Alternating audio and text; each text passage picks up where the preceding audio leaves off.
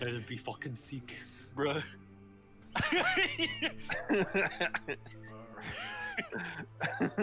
Out of the dark. It's so reflective. Jesse, high five. I don't know. You're like in the opposite corner. Yeah. Oh, am I not next to you? No. No, it goes by like order people joined or some shit. No, it's ordered by name, but it's also based on like how big the window is.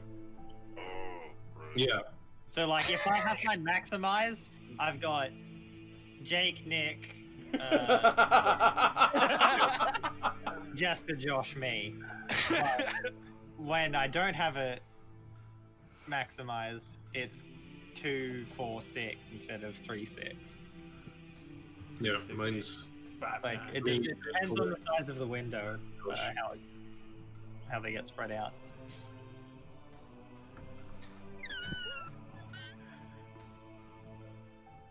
So, Can't wait for Zol to crumb.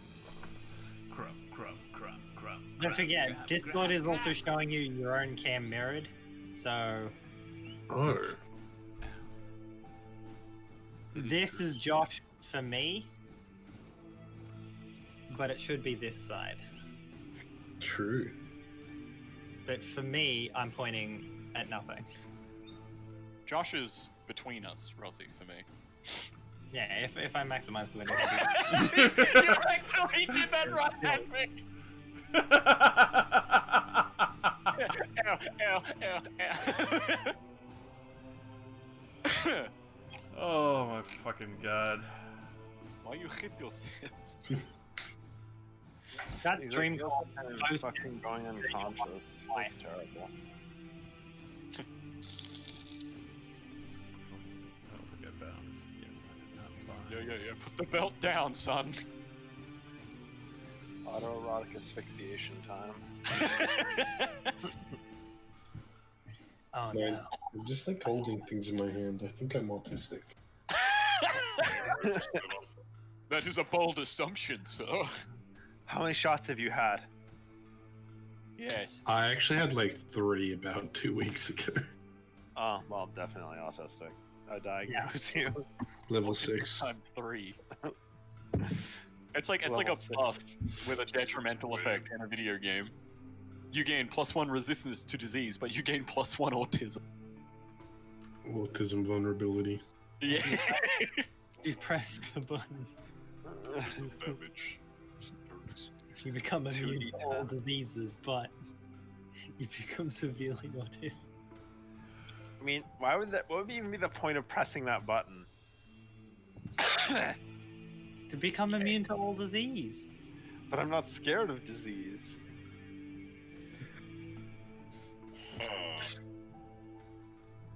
Why are you getting your jabs then? COVID teleports behind me. You say something, kid?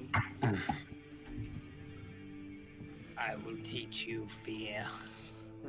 Quickly giving people's tokens up. Make sure that they know fear.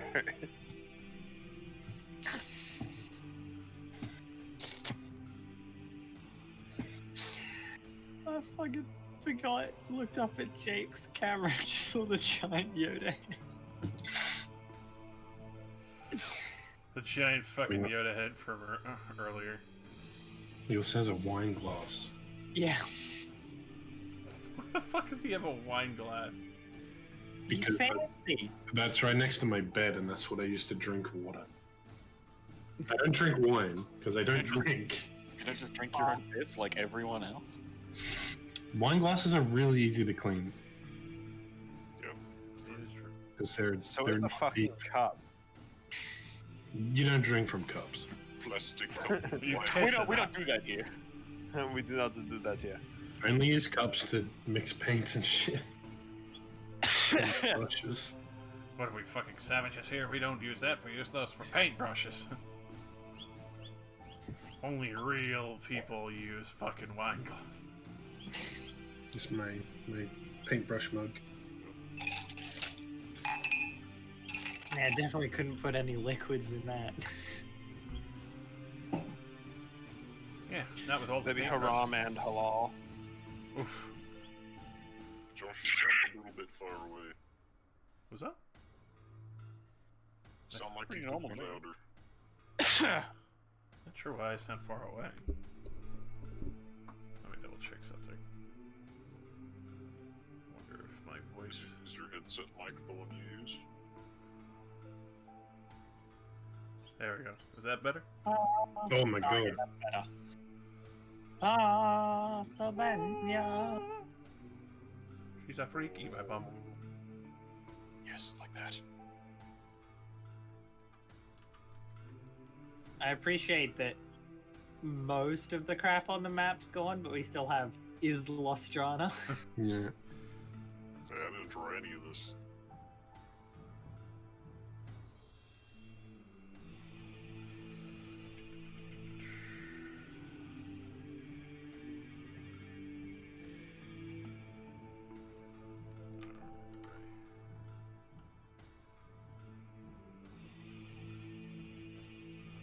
There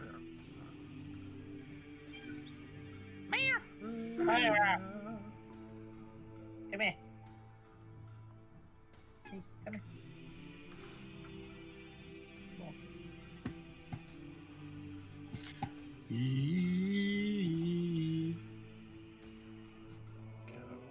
Go through all the advanced dynamic lighting. Correct all that shit. Was it broken? They added a new system now. Well, yeah. Someone died. Probably. Was Rosie dead? Rosie's just fucking dead. Fell down the stairs. But look, I look back at the camera. Rosie's gone. Chair there. Free chair. Free PewDiePie chair. You guys want a broken PewDiePie chair? I love a broken Maybe PewDiePie. see it. I can see like the top of a chair that's like sitting in the corner. Yo, Rosie resurrected. What the fuck? What? Rosie back? Good job. You left and we heard like crashing sounds and everyone looked at your camera and you're like, Rosie's gone. Died. Rosie dead. Yeah, I was assaulting a bug. So yourself. Did you get it? No. No, I was refilling Lara's water bowl and a bug came out and it was like fluttering around the sink. So I filled up the water bowl and then lifted up and poured it onto the bug. Oh, by the way, did I show anybody Black Iori? Oh no. What? I made Iori black in like 50 seconds in Photoshop. Oh, The great. button. Great. I'll post it in Games Room only to delete it a second later once I find Oh, it. wait.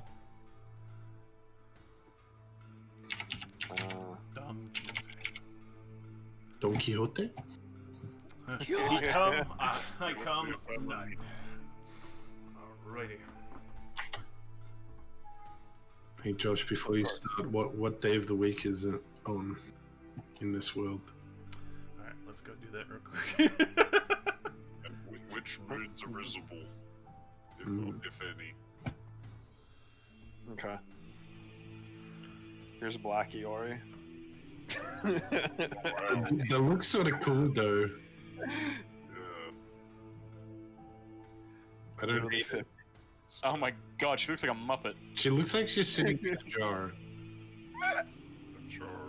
Oh, Yeah. yeah, like the color. It's the- Hmm. Yeah. Alright, now you've witnessed it. That's going into the trash forever. Into the trash bin, there we go. You've been consigned to the dustbin of history.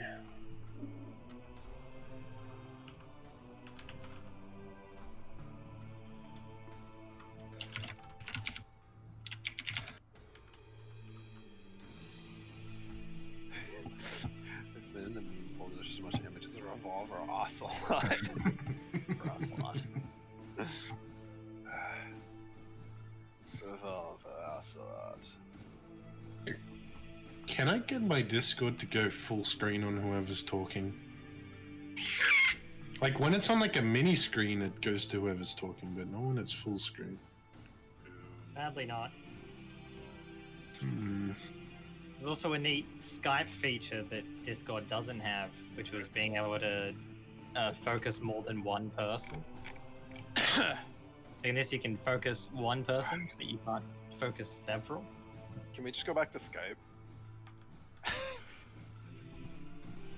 You know, I love not being able to handle more than 2 people talking at once. We're going back. We got to get back. Back to the ass. How have I done this?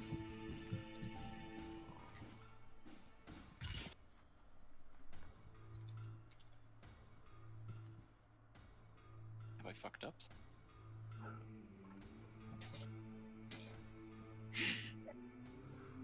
Don't look at me. It's night time now. Look at him. Oh, okay. I guess we have to turn the sun off. Yeah.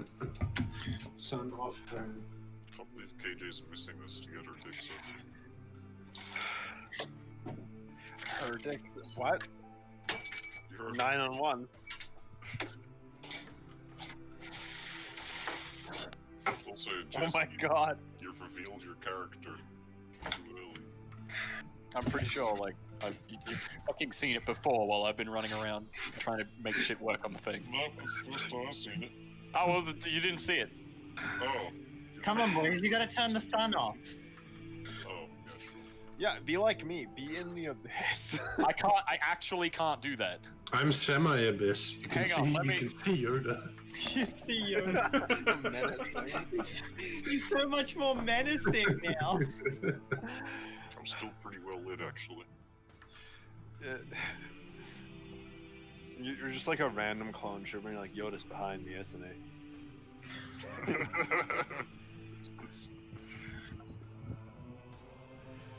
He's right there, waiting to fuck me up. Behind you, It's as dark as it gets in here. Yes, I doubt it. there's gaps in the blinds that you can't see them. Yeah, and at night time there's like a light right outside my window that shines in. Just get flex tape. Take the light out. Yes. Hit the light with a crowbar. Just like in a video game. That's a lot of damage.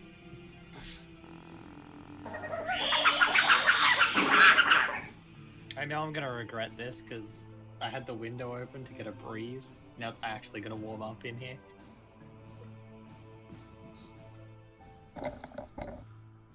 Fuck it, I opened it back up because I want air. Yeah, I know the feeling, Jesse.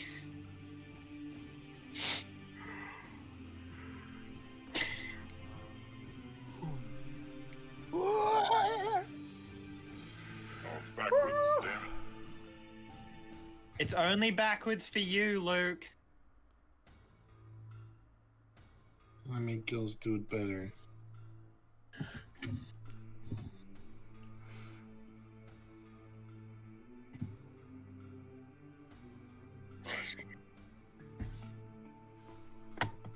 Beautiful.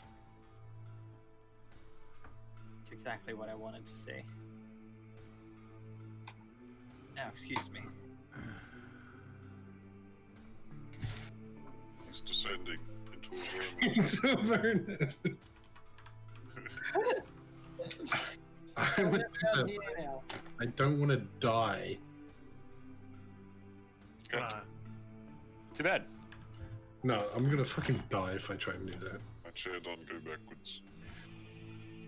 That, or I'm not heavy enough to make it go backwards.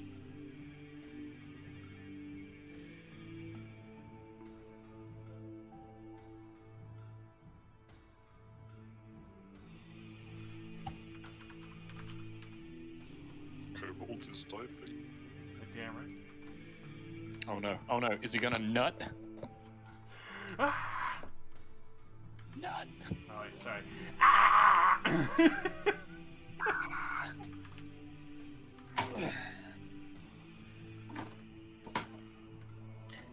Not.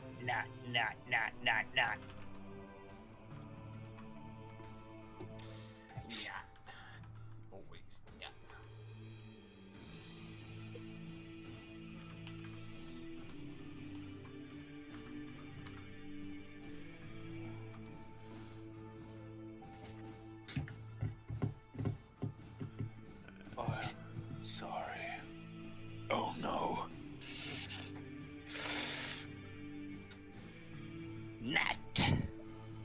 typewriter.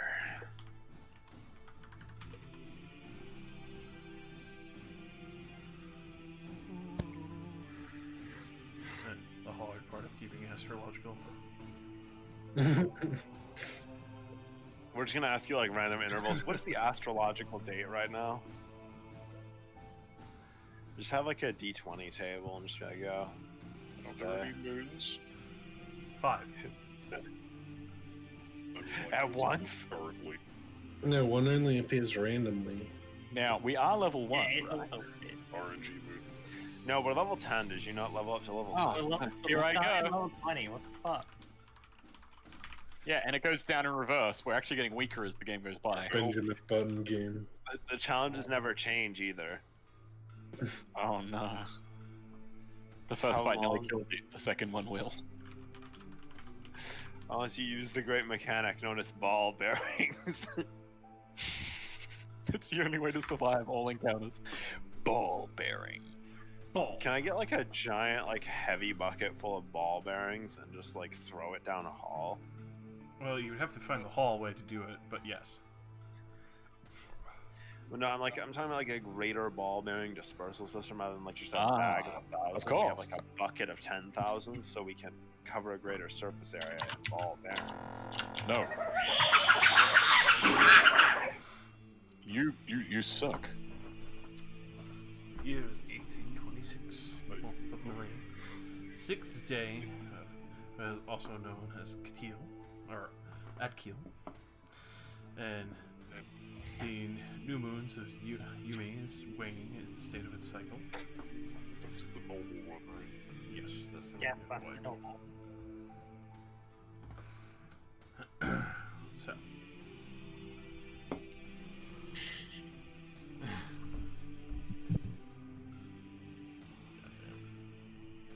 Hot damn. There we go.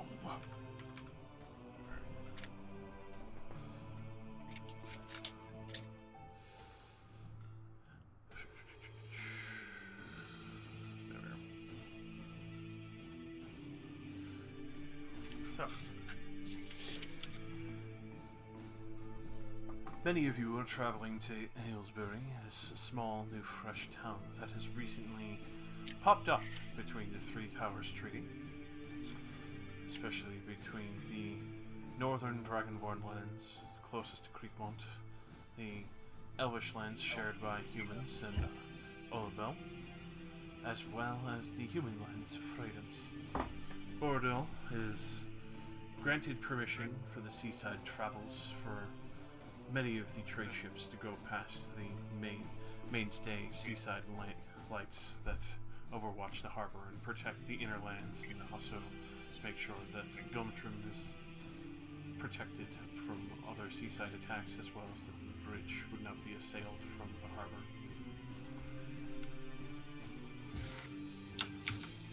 Many of you have come to this town looking out of curiosity between jobs, hopes, money, interests, even a melting pot of various cultures, races, and open trades that give you permission to come here and basically sell wares without taxation or worry about it. Obviously, Aylesbury deals with Freydance as well as Creekmont directly. Old Bells has no hand in it, so long as they maintain peace between the Three Towers Treaty that has originally been made in this port. They are permitted to remain here for the time being. Obviously, a great deal of people who've come here from all sorts of the nation have built up very quickly. You can see that this Freshport town has some stonework buildings, mostly field stone, others that are more of nice filigree work.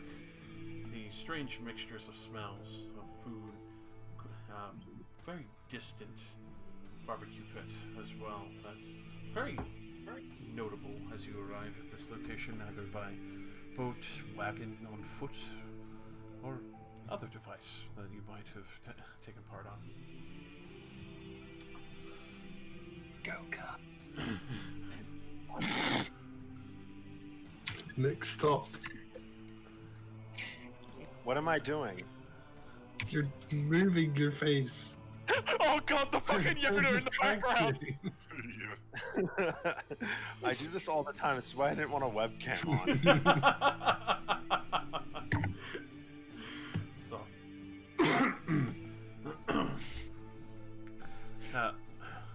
at this point, you have just arrived within town. So, move over. It's the modest town center of Aylesbury. Yo, what the fuck is in a big lizard? It's a huge It's a ass blue lizard. tongue.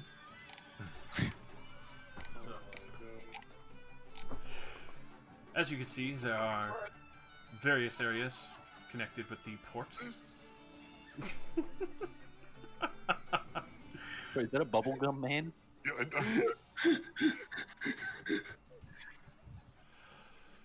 You can see that there are a great deal of traders who have obviously set up shop from where they can rent property.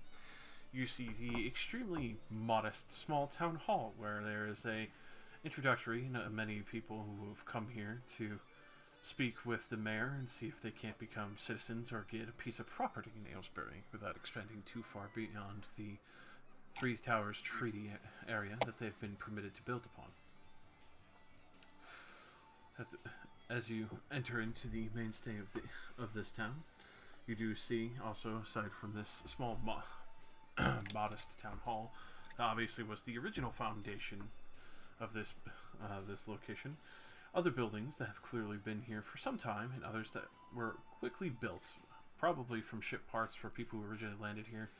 Didn't want to waste time waiting for materials to be used to build their shop in these locations, but as well as to immediately take up and claim pieces of property before the real estate was swept away in the crowds that were washing over. The tavern, as you enter into this section of the town, and are also immediately accosted by the various sounds of celebration, people having trade and bartering, some that are either trying to procure work or others to work for them. Obviously, calling out, trying to garner your attention between various jobs, some gathering herbs, food, mercenary work, guard and trade, or even just information brokering between many of the kingdoms. Even to be a person or citizen of Aylesbury permanently, and possibly a woodcutter or even one of the lumber workers from the forest over on the far western side of the town, and also to help continue to grow this little burg that is growing very rapidly into that of a stature of a city, possibly. So, as for the rest of you, when you do arrive, either by foot and such, obviously, some of you have arrived with a caravan of dwarves. A few that have also joined in company with elves from the southern lands and the wasteland deserts. Others coming far from the east, closer to Ripridge, and some that have come from the far southwest, the lands near Vermont and Fradance. As for the rest of you, some entering in on a more mysterious note, kind of seemingly almost just popping up from nowhere. Not really sure how they've arrived here, but you can go ahead and describe how your characters look as you enter into this mainstay of the town, as the entire city seems to almost want to kind of engulf you in the merriment and the trade that seems to be going on in the current circumstance. So, we'll go from left to right. So, Jester, you can go ahead and introduce your character and how they look. Okay. Zircon is a very large dragonborn, around 6'8" in height, with what appears to be gemstones that jut from his flesh. As he moves, you see what appears to be like dust or some sort of rocky, stony debris that falls from him as he moves everywhere he goes, but it leaves no trail as it vanishes before it hits the ground. He appears to be almost completely made of craggy stone-like material. and he is adorned with monastery gowns, as he is part of the Razdarim family as well. He has two very lovely gems for eyes, but they are cracked through the center on each.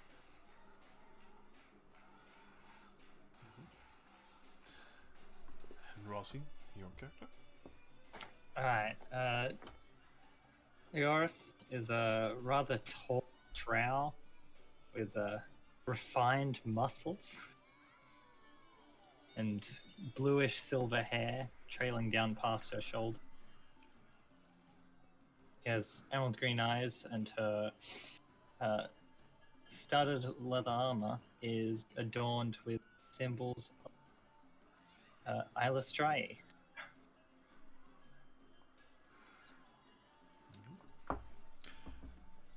And Luke. Alright. Chromesteel is a black iron warforged, built with a menacing face that you can see as he carries his helmet under the arm usually when not in combat. Even if he was wearing it, he would not be able to hide his identity because of the fiery glow that would emanate from the gaps because of his the glow from the mouth and eyes. And of course the telltale warforged voice. On the also black iron armor is the crest marking him as one of the paladins of the Yorickson's Iron Champions. If you would know that.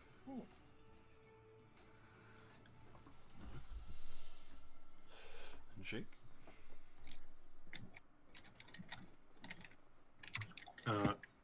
Can I just copy Rossie's description without the blue?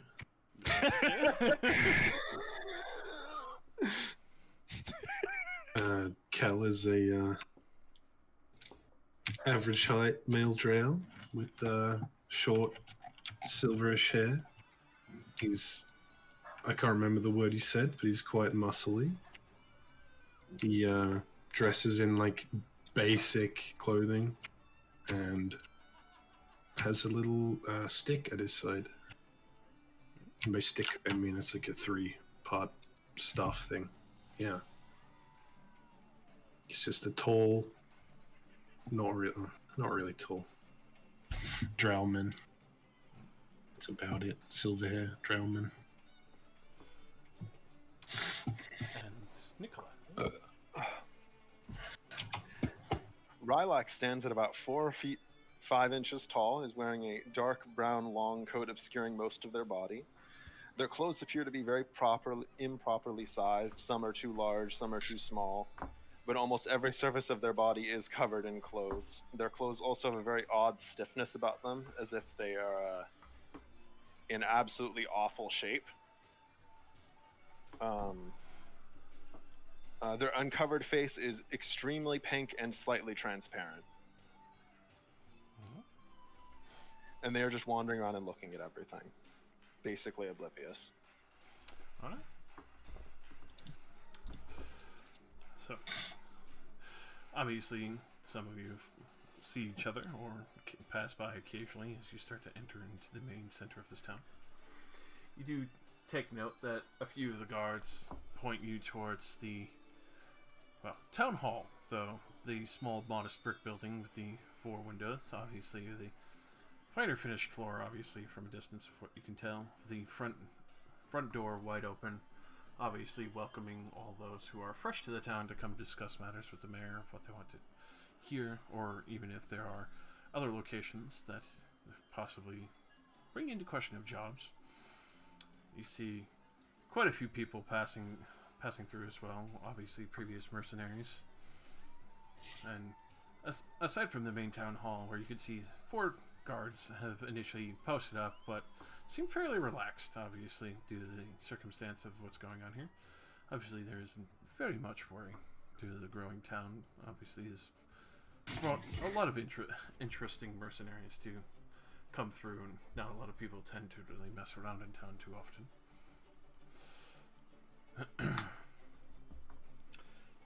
Leoris, the caravan that you arrive upon, you could see a good portion of the dwarves, others that accompany you, half-orcs as well.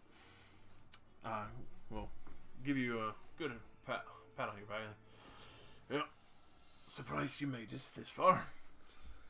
If you want to have a drink with us, you can always join us at the tavern. And points over to the main tavern that looks fairly rustic. A lot of parts of it seem fairly worn down.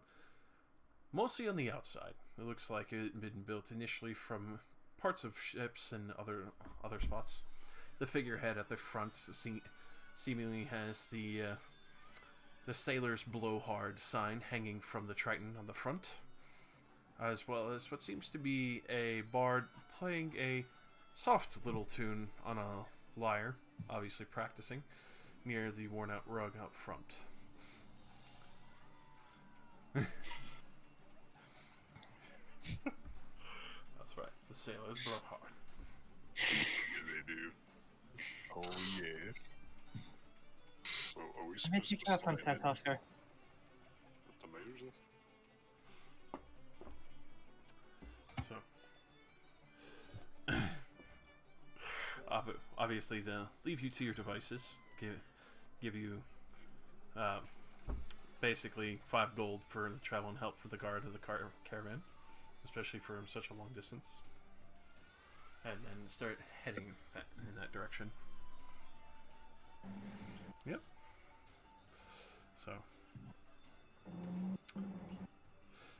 Zircon, you know, with that, especially business and dealing with business and trade, that especially since the mayor seems to be dealing in the mainstay of that, it would be very likely to speak with him, trying to get settled on these kinds of matters. I will make my way there then. And then,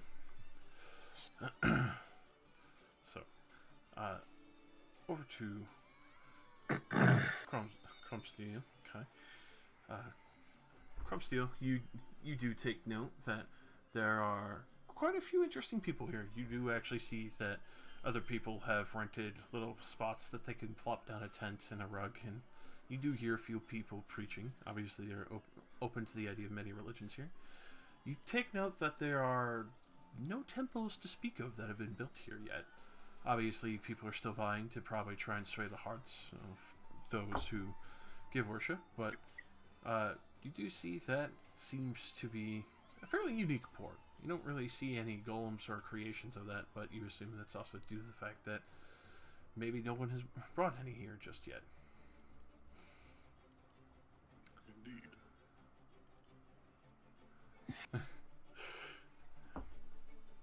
And then,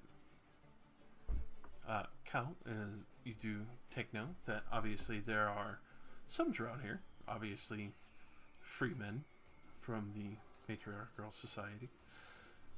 You do take note that a lot of them obviously look like they are in the business of being a mercenary.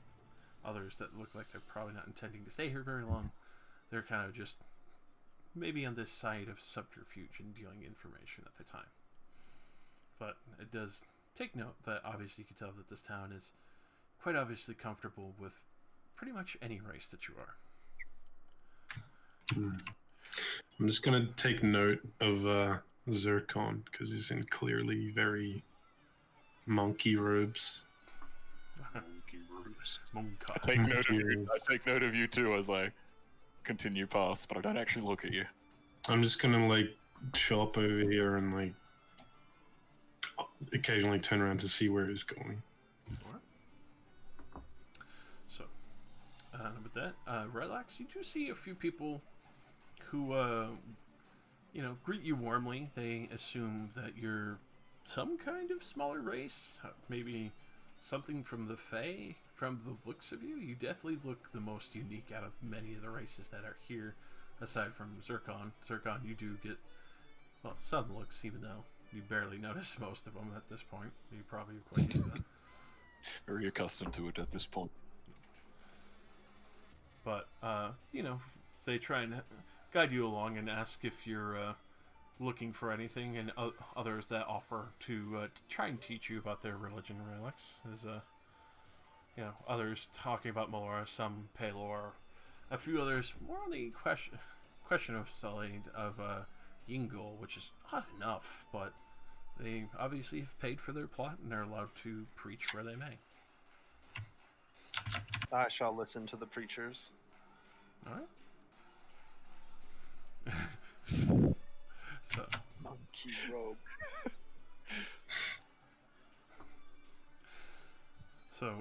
with that, you do hear that quite a few of them, obviously speaking fervently and passionately about their beliefs, obviously trying to welcome people in. Others that have more of a harsh tone, more, sharp on the ears, that kind of assault a person's soul in a way, and almost trying to make them feel ashamed in the business in a manner of that. So, and then, Sirkon, you are heading towards the town hall or visiting with the mayor, I presume? Which I'm assuming is over there? Or is it up there? Up there? It would be the smaller building in the town Oh. Now that I've got my bearings, I head back. hall.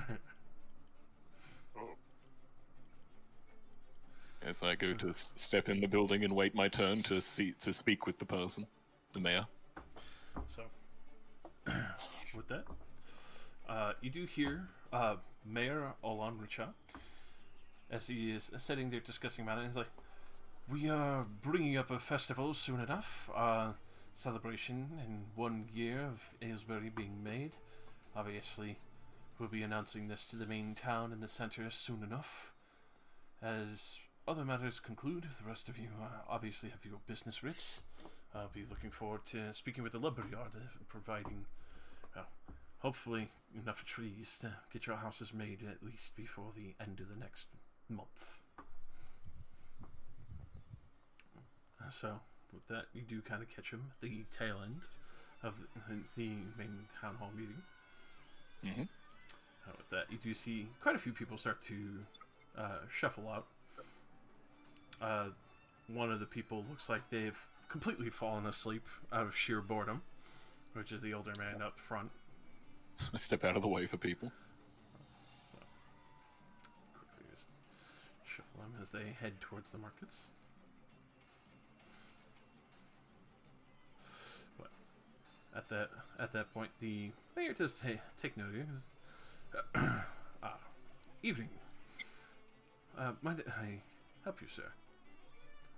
Evening, Mayor. I'm here on business from the Razdurim. Due surprise. I had not expected any of the higher noble families to take notice of our little burg so far. Well, we have, and we wish to initiate a trade dealing with your town, so that way we may provide minerals and support. That would be fantastic, actually. Basically, anything in general. I'd be more than happy to discuss prices with you for the time being. And, Of course. Excuse me. Father. He, goes to, shake the older man. Meeting's over. You can go home and sleep now. Oh, what time.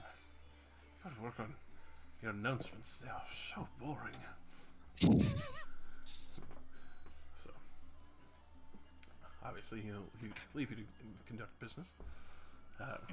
So, he'll... Obviously, you and him will be spending time discussing between prices and obviously opening up shipping ports of where your family will be shipping from initially. Mm-hmm. And, Leoris, you do see that there are quite a few people in the markets here, obviously from all various sections of the land, all the way from Zrossen and even further eastward, as you do take note in the distance that you can see not too far off from the center of town what looks like a giant fire pit that's kind of been shaped by clay and various bricks, kind of haphazardly, and there's tents over there in the distance as well. And as far as you can tell, it looks like a huge collective of orcs and half-orcs, though the smell of whatever they're cooking is positively heavenly. A mix of spices, meats, and other things. It's literally, for some reason, that somehow you're not sure, but you can easily assume that orcs and half-orcs somehow got a writ for a smokehouse here, as everyone is clearly enjoying themselves eating some kind of smoked food or brisket or something.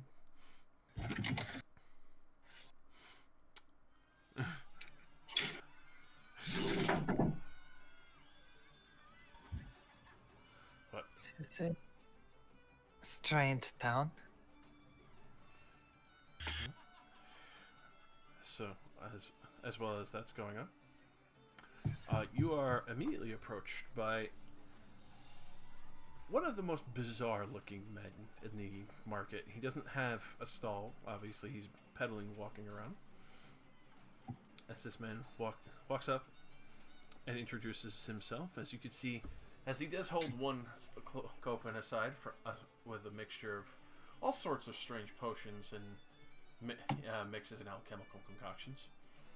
And you do take note that he has 3 arms, even though he's definitely of tiefling blood. And he immediately tries to garner your attention. Please, my lady, over here, and don't bother yourselves with all those silly little trinket shops. All you need is Phobos tinctures. I assure you, if you have a problem, I have a potion for you that can fix it. I don't think I have a problem. Well, surely you might have one. Maybe you're just fairly exhausted from walking all day. Maybe you can't be bothered by even just going outside. Maybe you want to teleport everywhere. Misty stepping all the way there. Don't even have to flex your leg muscles.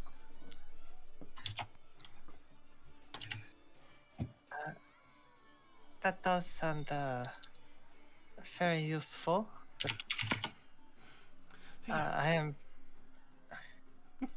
And before he like cuts you off, he starts pulling out 2 others and like, here, even this one. Obviously, you are one who is a clear combatant and defender of the people. Obviously, you would want a potion of invulnerability, maybe a greater potion of healing. As he's pulling these out, these do not look like potions of healing or anything. They are miscolored water at most, from what you could tell. But maybe they have a magical trait, though you're not sure if that's exactly what it is.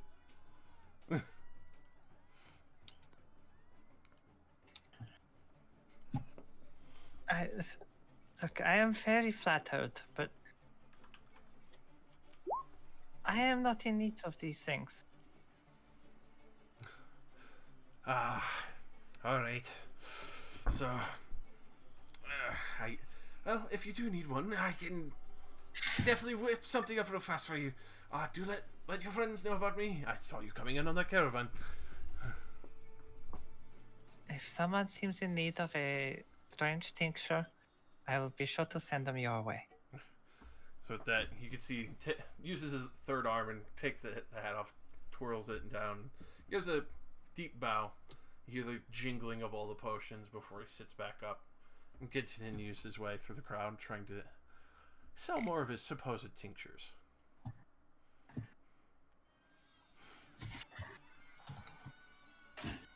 Right, so, Crumbsteel. Yes. As you're at the Sailor's Blowhard, you see quite the interesting crowd, though obviously the soft tune of the lyre being played at the door seems to be almost deafened out between some of the people having a good laugh as you hear some of the dwarfs discussing matters as you do enter into this cozy little nook of a tavern. On the outside, it looks rustic and beat up. On the inside, you see beautiful royal draperies, gold line and filigreed lanterns that seem to have almost a endless flame. The wax candles are purposely designed to look like that, though they're obviously magically oriented as to by demonstration, acting kind of like a bright gemstone in a way. It has a flicker, but it is an illusion, as you can see, that is most definitely not fire, as just some kind of arcane light. The only actual fire in this place is the hearth next to what seems to be the official chair that a dwarf is telling a story from. As you approach the bar, you see a rather jovial looking man with a beautiful eye patch and bright ginger beard. As you go to take a seat, he looks to you in a minute. So, you're new to town. I've not seen anyone as armored to the teeth as yourself. Except maybe some of the dwarfs over there, but what can I get for you, my friend? An ale, sir, if you would please, and some information, if you have it. Oh, happily. Oh. With that, he does go over, and you can see between the various racks and even the crates and cabinets that he has, and pulls out one of his drinking horns, and sets down an ale for you, and just a copper piece. And what are you looking for information-wise? If you had not already guessed, I am Warforged. But have you seen any other like myself? I've seen a couple of golems accompanying this woman before, but haven't seen her in town recently, though not a lot of people seem to take a shine into her. Seem to cause a lot of problems. Golems, you say? I'm not sure if they're entirely Wolfforged. I can't say I'm familiar with what you say you are, but if you're looking for Wolfforged, she seemed to have those kind of types. And she had them as bodyguards? From the looks of it. Alright. This is good. How long ago was this? Probably a day or so, but that's when I last seen her. I know she doesn't travel that far. Though I usually don't see her renting a room in here, though she occasionally has stopped for a drink for a nice like shandy or something. When she travels, does she often return? Quite often. She likes the supplies here as far as I can tell. Some kind of wizard. So she says anyway. This interests me. How long would you think until her return? Could be another day, probably. She did come into town recently for some more supplies. I would imagine she'd probably be looking for a couple of more of the Resinium-infused inks from the shop over. Could always keep an eye out. I know the good man Kuzith is always keeping an eye out on things. He's not kind of really a bodyguard, but he usually has a better sense of information. Also a pretty damn good storyteller. That's why I let him set up his little tent out front of my shop. The man in the tent outside, you say? Yeah. He's got fairly long hair, raggedy blue clothes. He's not hard to miss. He's usually underneath his tent unless he's going to buy some kind of food from, the barbecue boys. Thank you for this information. Be safe, friend. And also, if you're ever coming back for a riveting tale, or if you have a few yourself, that's what the story chair's for. Crumb still gives him a nod, stands up, and then will hand the ale to the woman next to him. With that, she's like, "Oh, thank you." With that, you gotta get like a little bit of side eye from the skinny guy here who's trying to hit on the two women at the bar. Like, I pay him no attention and I leave.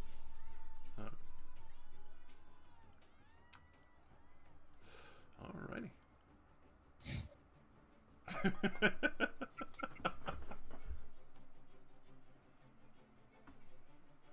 Alright. Alright.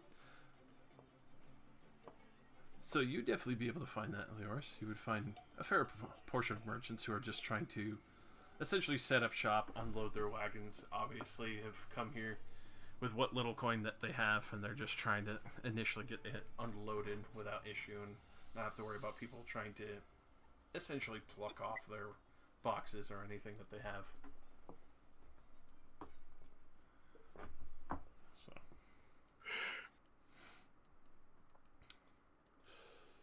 And then, relax. You, do see, one of the many elves kind of come over and, looking at you curiously and, are you someone's creation?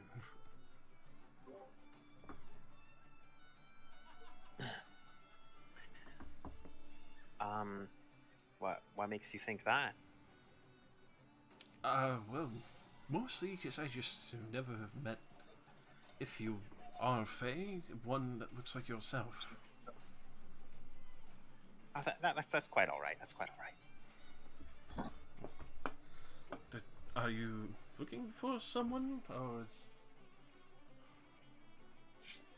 I was just listening. Is there any problem? No, I just find you fascinating, really. Just never seen your type. And Felix, you could tell very easily that this person who's talking to you is obviously an apprentice wizard himself, still learning, but you can see that he does have a wand focus as well as a very amateurish looking spellbook that looks fairly clean and very recently bought. Damn, I'm just reading them. It's easy to see. He doesn't hide it well.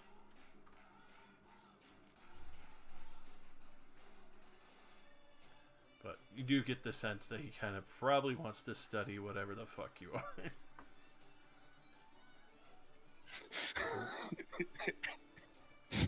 One thing you see is just Then darkness. Pulls out the bag. Oh. I mean, if you want to talk, I just got here. I don't mind. So he'll actually take his book and quill out and actually plop a seat right next to you in the street as you're listening. So effectively, if I might ask bluntly to start, what are you? Next question. So they okay. How long have you traveled here? I should ask. I don't know how long it took me to get here. Nobody told me. Couple weeks, so close to a whole month, essentially. Yeah, about a month. All right. So, are you from the south or? South. He continues like, obviously staying away from direct questions, just kind of general abroad. So, with that, Cromsteel, you do see a what looks to be like some kind of person just kind of sitting there, hoboing it up in a way, as he's sitting there relaxing, just kind of up against one of the tent posts that he has. Very raggedy clothes on the bottom as well, and seems to finish giving a little bit of information about trade or something that recently came into port. Seems to be in the dealing of possibly some ingots so far, but obviously from the dwarven territories, so they're quality but expensive. Well, I will wait my turn. So with that, you do see this person pass the person you assume to be Kuzith a silver coin, and then head on out. So does leave him open, and he kind of looks to you in a oddly questioning fashion, like not really has seen anyone with glowing eyes that it isn't like vaguely humanoid.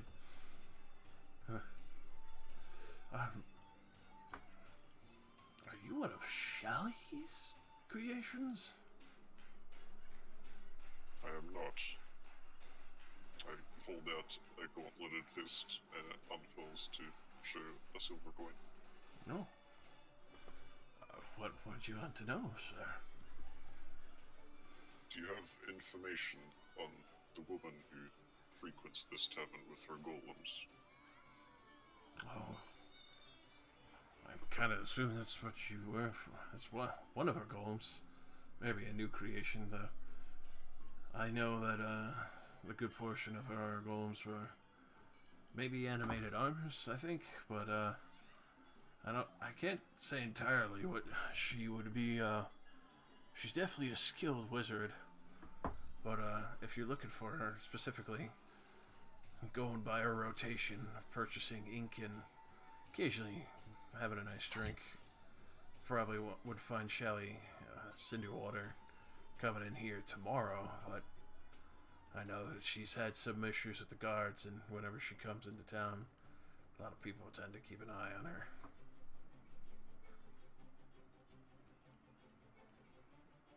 These golems, could you describe them more? Oh, first one seemed kind of like hollow armor, but I could be wrong on that one. I never seen her with it. Always has a loud echoing clink, you know, like something rumbling up from underneath. But Have they ever spoken? there was one that spoke with her, though I don't think it was really like a personal golem of hers. I'm not sure what it was. I think he was like you. But My eyes lens flare. She seemed to be learning stuff from him, so I think she might have gotten a good trade of her craft from that, but This other one was not a part of her entourage. not the usual group, no.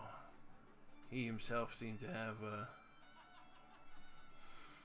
some kind of like metal staff with a lot of dwarven kind of looking engine parts. I'm not skilled in that, but it was intricate. I would definitely say that. I definitely no like blacksmith or anything, but I doubt a blacksmith would really make anything like looking like that.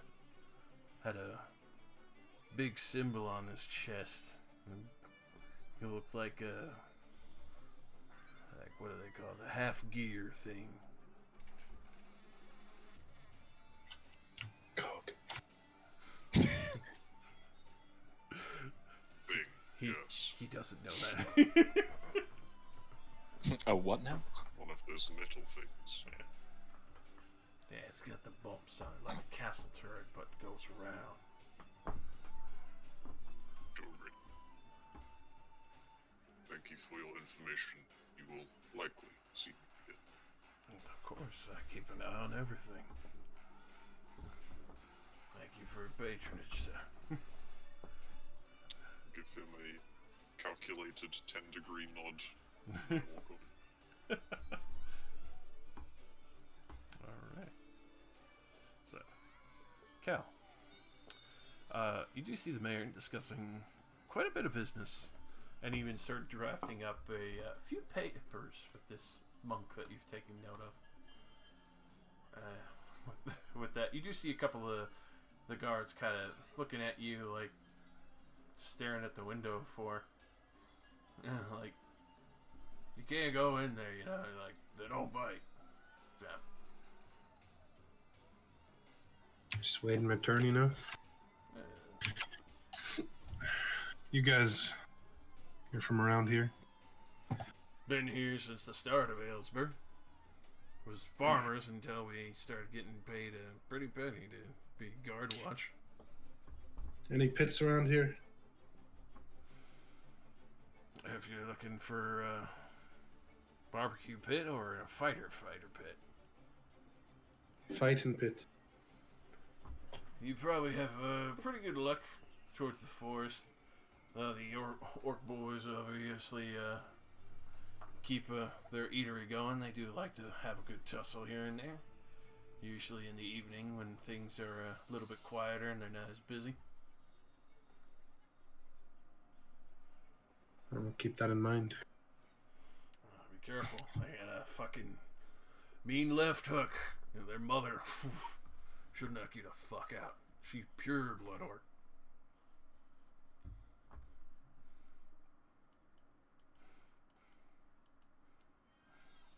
You said Zircon's gonna be in there for a while, right? Yes. Mm.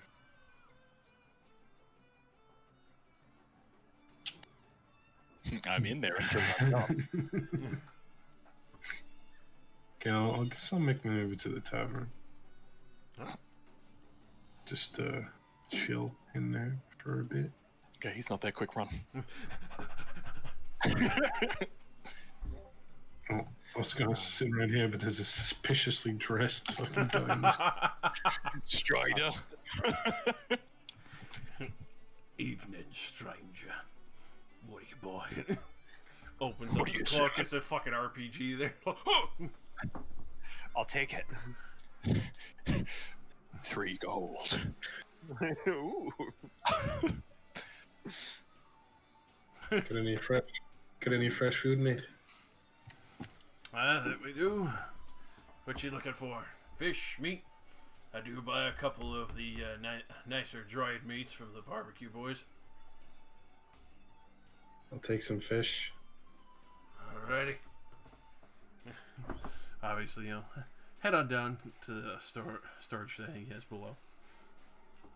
But definitely tell that they probably have a kitchen down there. Everything seems to be wafting up pretty nicely. Nice mix of a little bit of pastry and a couple of bits of meat here and there. You can tell that they probably definitely have a simple stew and on the cooker constantly, probably just for whenever people are passing through and looking for something quick to eat. He'll happily bring up a actually fresh trout, which is surprising, full cooked and nicely seasoned. You want ale with that? No, just the food. All right. If you need anything, just give it a tip. All right. Yeah, I'm just gonna chill here until I see Zircon again.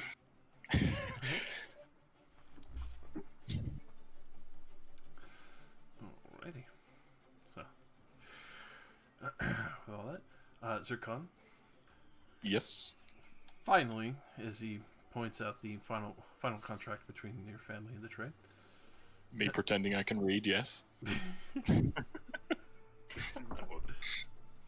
He just tells you, sign here, and we'll be able to obviously have certified writs trading between your family and Aylesbury.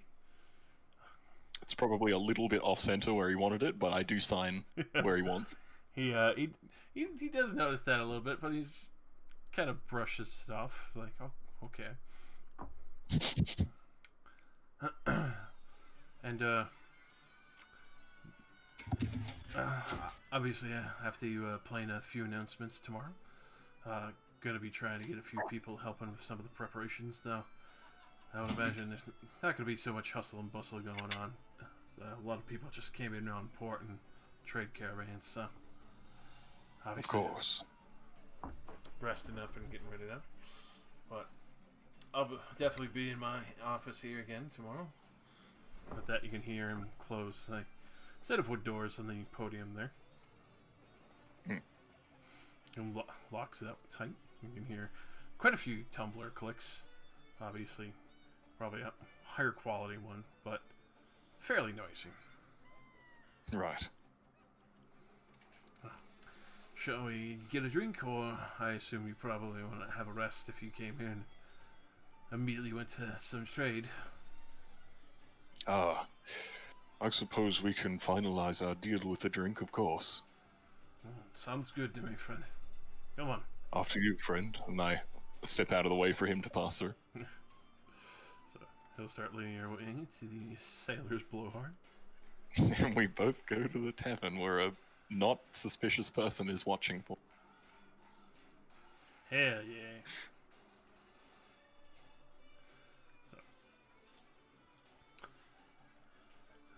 the matter will get actually a fairly tasty brandy. It is a strong dwarven brandy for the both of you.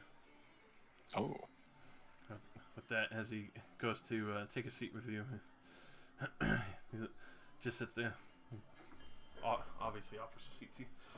I like this place. Raleigh is always ran an interesting place when he first came here.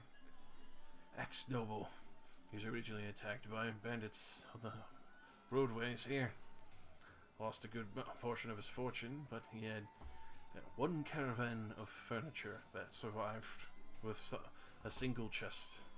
He bought out somebody's half-rotted ship and obviously made this wonderful little inn. it seems like you would have no short of any stories to tell.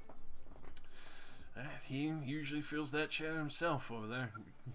Here in the distance, a dwarf kind of chattering up and being extra loud and laughing boisterously about a combat between a bunch of gnolls that him and his friends had in the wastes.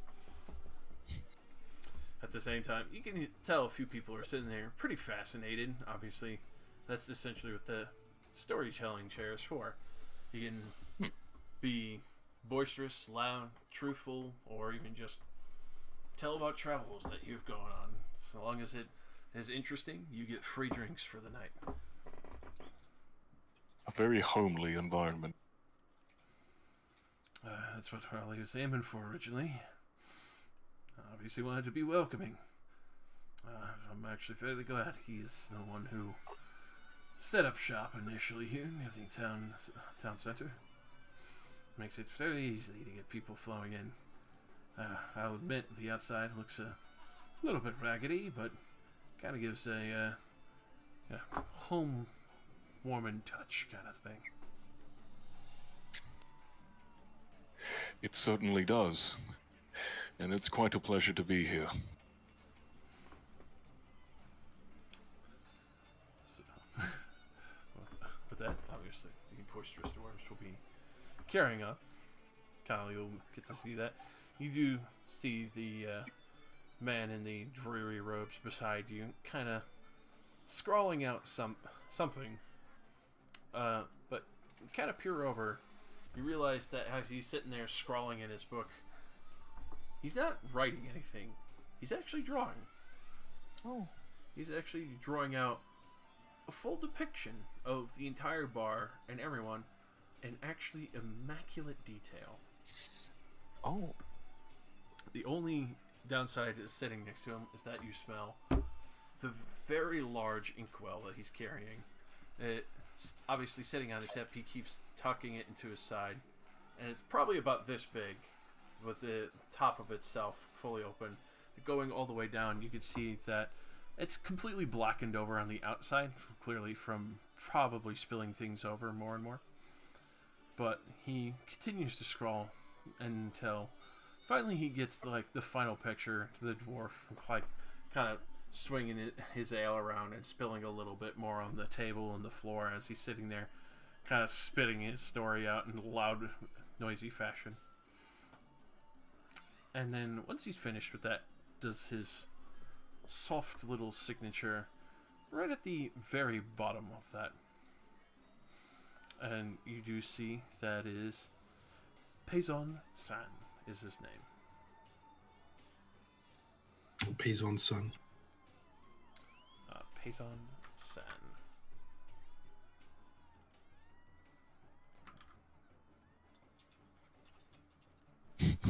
Is Cal eyeballing the shit out of me? No, not really.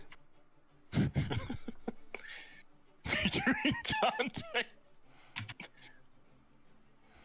So, with that, after he finishes it, he sets down 5 silver. As you can see, he's had a large pitcher of ale, and then immediately gets up, almost like in a hurry, and kind of rush walks out the door.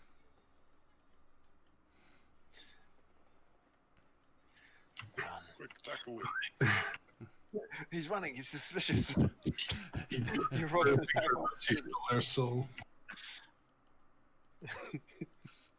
So walking through a bar, it's just like, you provoke an attack of opportunity.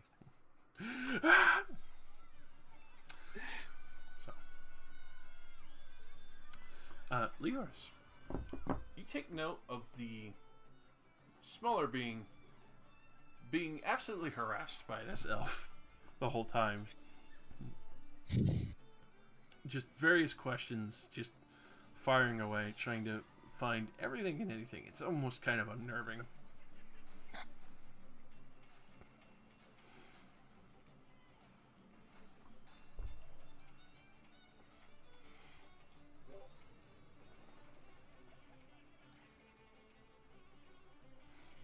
Could you please stop trying to measure my shoes?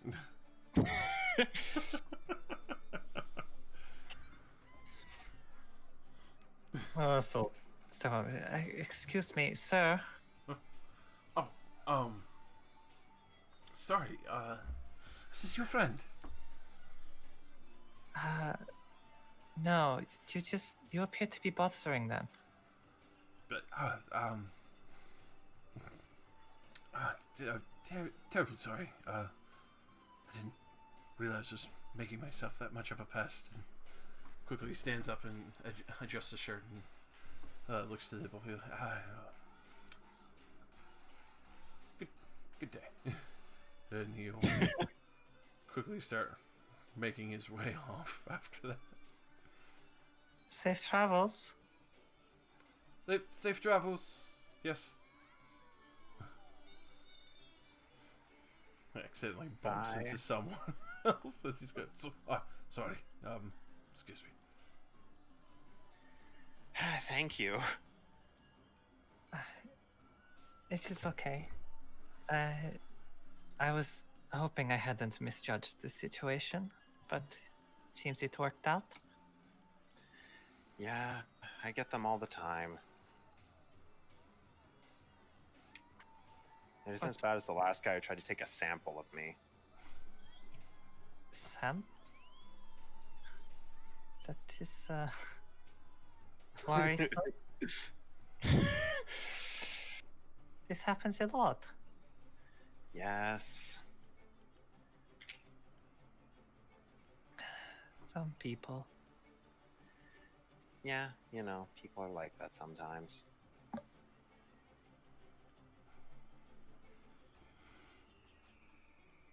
Anyways, I'm Rylax. Oh, right. I'm Leoris.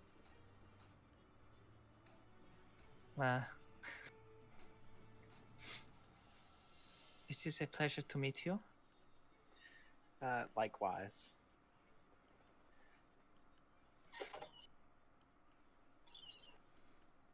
I was gonna go get a room before that guy started interrupting me. If you'd like, we can go together.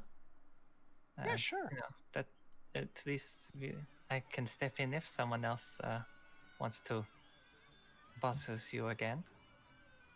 I'd appreciate that. More than one group member is together. Being the tactical snowball, okay. Actually, I was just about to leave town. I'd like to full round action leave town. but Use you my just daily. got here. Yeah, use my deal. It's called fast racial travel. power- My racial power was today. I can teleport to any city I don't want to be in.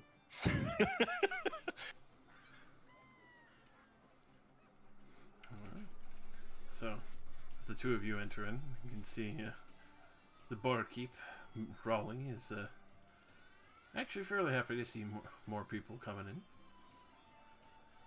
At this point, he immediately steps on. Come on in! Have a seat.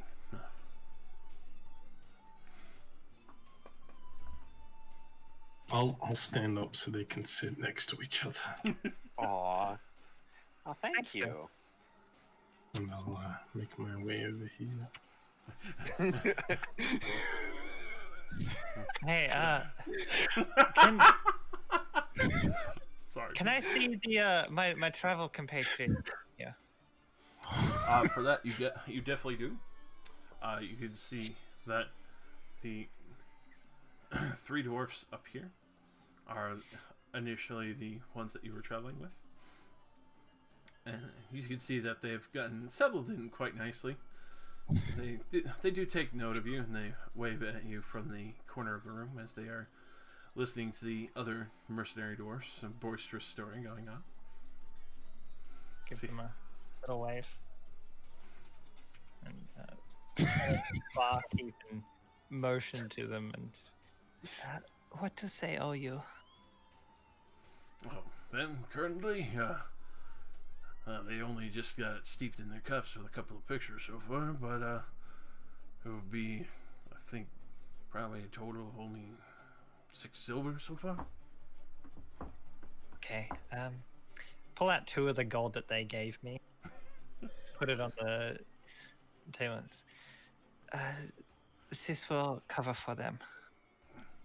Yes, If they ma'am. go over, just come find me. I think I will be staying tonight. There's always open rooms. Made sure this place was 3 stories tall for a reason. Very smart. That's compared to Carl.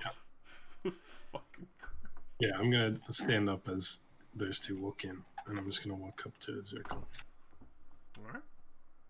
Some fancy robes you got there. If I take a seat, he says as taking a seat.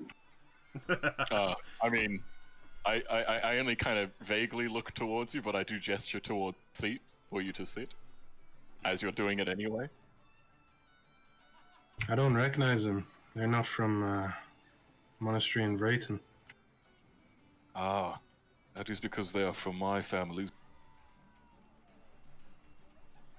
But you're trained in the arts, right? Of Wouldn't mind course. taking a look at something for me. Is there something you wish me to see? I pull out a notebook. Nerd. Yep. Pull out a notebook. And I start flicking through it. I'm not going to describe anything that's on the pages for you. I know you're blind. I see you flicking through pages, but I do not see what's on the pages. I'll stop towards the end of the book and say, what do you think about this? I'm going to, for just one moment, I just kind of lower the book down and point to my eyes. I do not see in the conventional way as you do. I am sorry. May you describe what you are trying to show me? Well, that's useful. You know about key activation? I have read of it, yes. You've read of it? I have my own specialized books back from my family. They allow me to read through touch.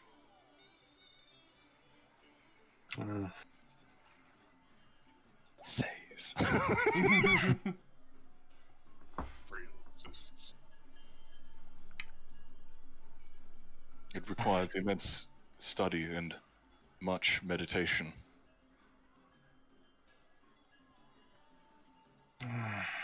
Well, you see,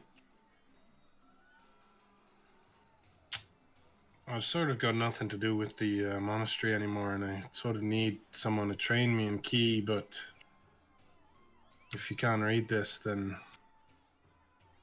I guess you can't really help me.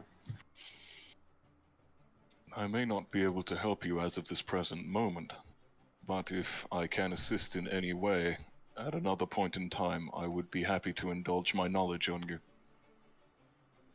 Well, some of the guards told me there was a fighting pit out in the forest if you want to, have a training lesson. I could observe your fighting style. Or that. Then I would be pleased to assist you on this.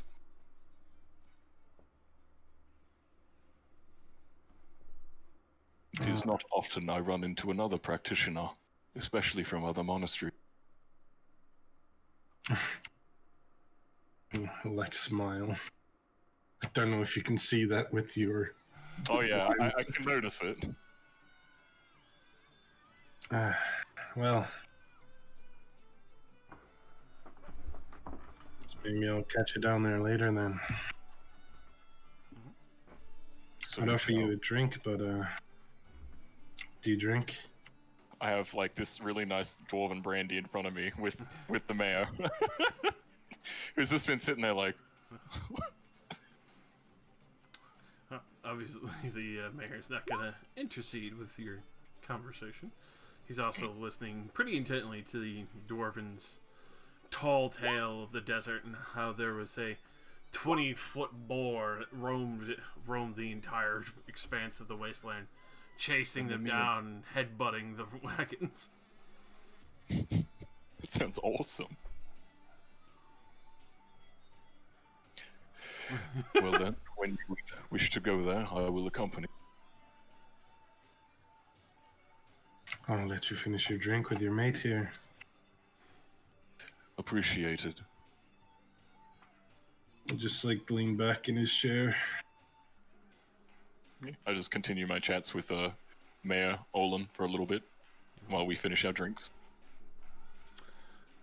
With that, we'll bounce over to Crumsteel finally. So, as you are approaching the store of the Clutched Pearl, and inside you can see, beside the oil lamps that are outside, immediately upon entering into this building, if you do, you would see to your left that there is a shattered sword on the table with a very strange looking moose head mounted on the wall next to a globe. And it has a small saying on the bottom, and it says, "Demonstration in common." But with that, you do see that there are essentially two sections here in the little shop. You even see that they have a small waiting couch on the left side. As you look further in, you can see a woman that seems to be kind of lost in her books, as she seems to be studying various recipes. Another one who seems to be studying over, seems to be like arcane text. You can see through the window here. She seems to have various steel bars that are lining the window and the wood wall there. Obviously, like a pass-through trade system. So, with that, you see this woman immediately kind of set up and... Can I help you, dear?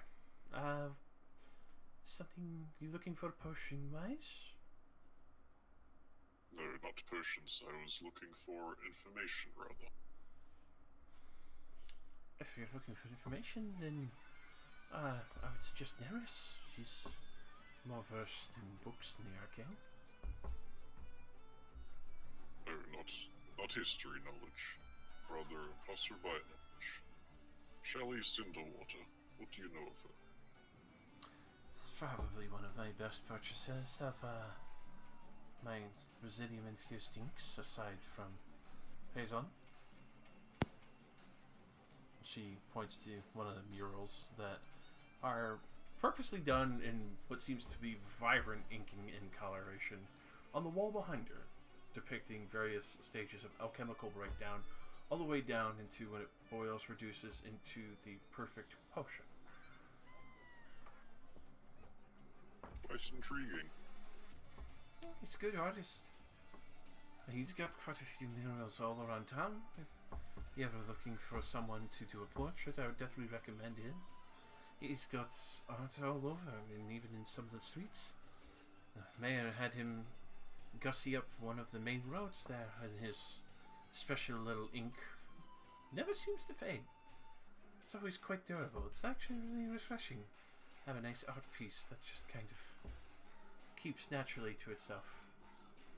But at the same time, he does purchase a lot of Residium ink and seems to have found some interesting way to use it in his art. But I sorry, I've lost myself anyway. You can call me Arrow. I am Arrow Tannenborough.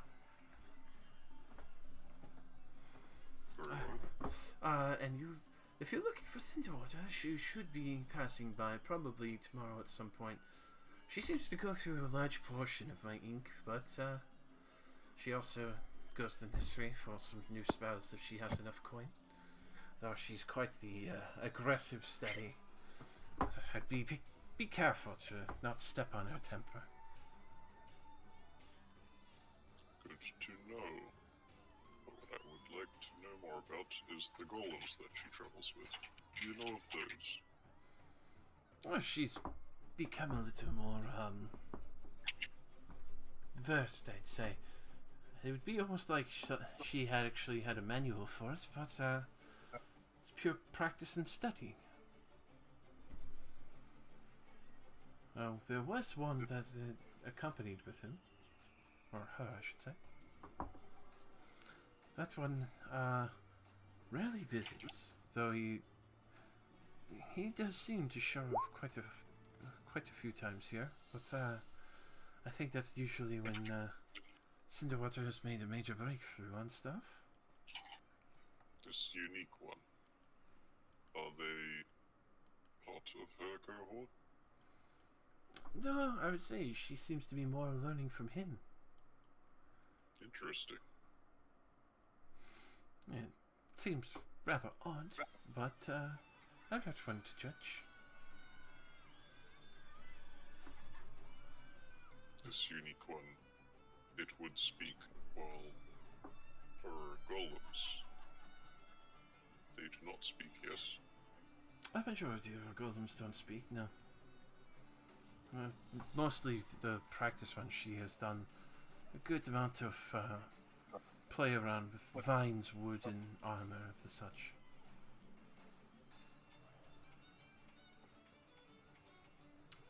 Do they express sentience?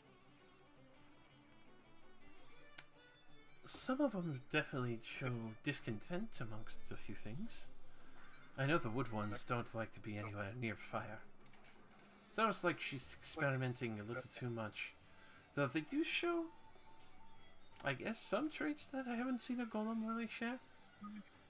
I know the suit of armor that she usually has escort her through town seems to genuinely get frustrated with some things sometimes, though.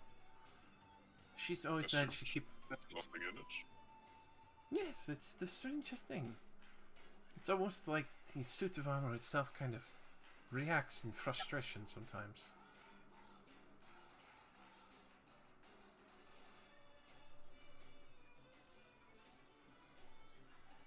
I'm sure you'll probably meet up with her and get to see this armor for yourself. Might be a little bit.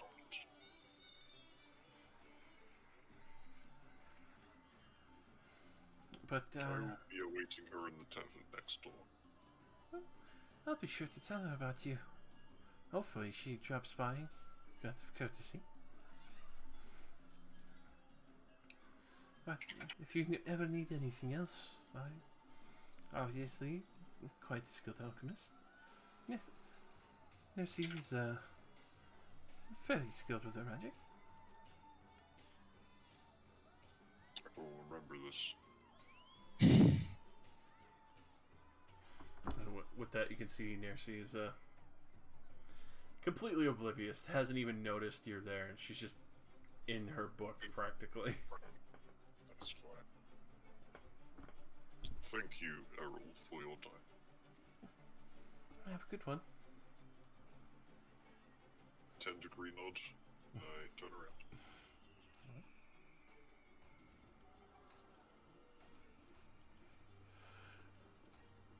I'm going, boys. $1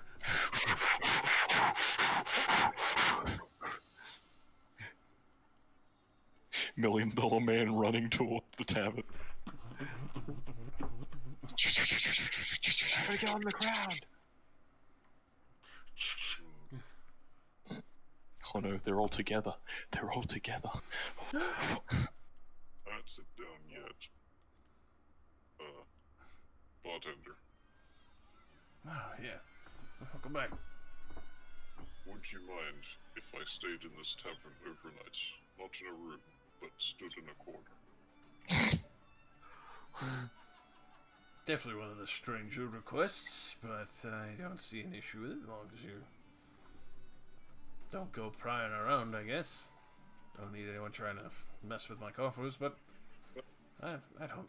You don't seem the type to be sticking your fingers in things that don't belong there. On the contrary, I will be quite helpful if anyone were to, for instance, break into this establishment. In my presence, I would become active. Well, that's good to know. You're welcome to take up place anywhere, obviously once the tavern fully clears out, but I don't have an issue with it. As long as you don't make any noise at night, I think we should be good. None at all. I will be nothing more than a statue of armor. Works for me, friend. So, with that, as you're having these discussions, the dwarf finally finishes his tale. And then, at this point, before anyone else could quickly take the seat, the mayor will break away for a moment. Excuse me, I'm going to take advantage of the speaking chair. Of course. Enjoy. With that, he gets up front, doesn't fully sit down, but goes to turn around for a quick announcement. I understand that many of you who've joined us at the Sailor's Blowhard tonight is fairly new in town, especially those from caravans, sailing ships, far caravans. I welcome you. My name is Mayor Olin Richai, and I'm glad to have you a part of this town, even if it is for a brief moment. Just want to use the chair for a quick announcement of we'll be planning out some celebrations coming soon for the, year's mark of Aylesbury being made. And obviously there'll be new jobs being made and others who will be asked to help supply for the party. Obviously getting a huge celebration of food together is one of our main priorities, so if there's anyone who wishes to go on a wonderful hunting trip into the forest in the west areas, definitely do so. Obviously, come speak to me at the town hall first. We'll mark up for who we're hiring essentially and gathering up some of the foods, even herbs, plants, other of the sort. So, apologies for the brief interlude, but obviously, just wanted to use that and introduce you to all. So with that, the mayor will come back over, have a seat back down next to Zircon. Give him a little clap. That sounds very much like just grinding stone. Yeah, basically. With that, you'll actually see one of the Dragonborn immediately go to take place in the story chair. Is Chrome still just standing next to our table staring at us? No. I'm sitting, I'm facing like this direction, and I'm just idly listening.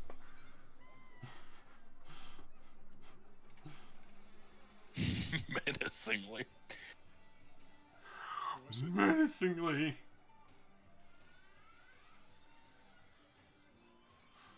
Alright. So, as this day continues on, you can obviously tell that a few more drinks are had. You can see that the mayor doesn't bite in a few more drinks than he probably should. Gets a little bit wobbly, but not too bad. At some point, I refuse any more drinks because I want to remain as sober as possible. Service was ideal core. It's a tough call. A lot of the corners have been made use, but not too far from the bar. It seems fairly ideal. Close to the front, close to the stair, close to the inn. Still have sight of the stairs going up. was thinking this one, then I could see up the stairs. That's true. And That's he a good call. can even see down the stairs as well. I assume that's a store, cellar. Cellar and kitchen. Ah, So, obviously, after hearing a few more fanciful tales, the mayor will eventually bid you good night. Look forward to seeing you at the town hall again. Of course, I shall see you there in the morning. And we'll start wobbly making his way out of the sailor's blowhard. Kind of do that thing where I'm like, just trying to help him stand for a sec. Gets the wobbly legs like he hasn't stood in a long time because it's probably been a few hours listening to stories. Yeah. Makes his way out the front and down the street to his house. Shall play some here for now. He just lives in in the town hall. He pulls out a little bed from behind the podium, like, oh yeah, time for some sleep. Oh, yeah. I love the fact that somebody noticed the joke of the barbarian and the dwarf from the top right. Keen eyes. Bonley? So with that, Raleigh starts closing up. Tells everyone if they don't have a room, they unfortunately have to get out. And welcomes those who don't have a room to come purchase one. Rumpstein is obviously welcome to stand in the corner, as long as he's not doing anything cheeky at night. I actually started with no money, so nice. That's cool. because custom background, no money.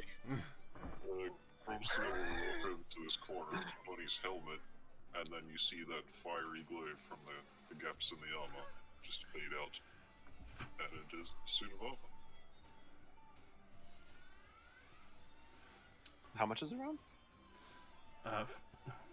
A room for the night is 1 silver. Okay.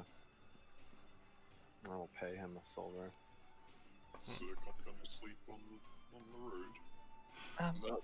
Zircon will find somewhere to sleep. By his own fault, he had to pay the last of his money anyway to the caravan to get here. Relax.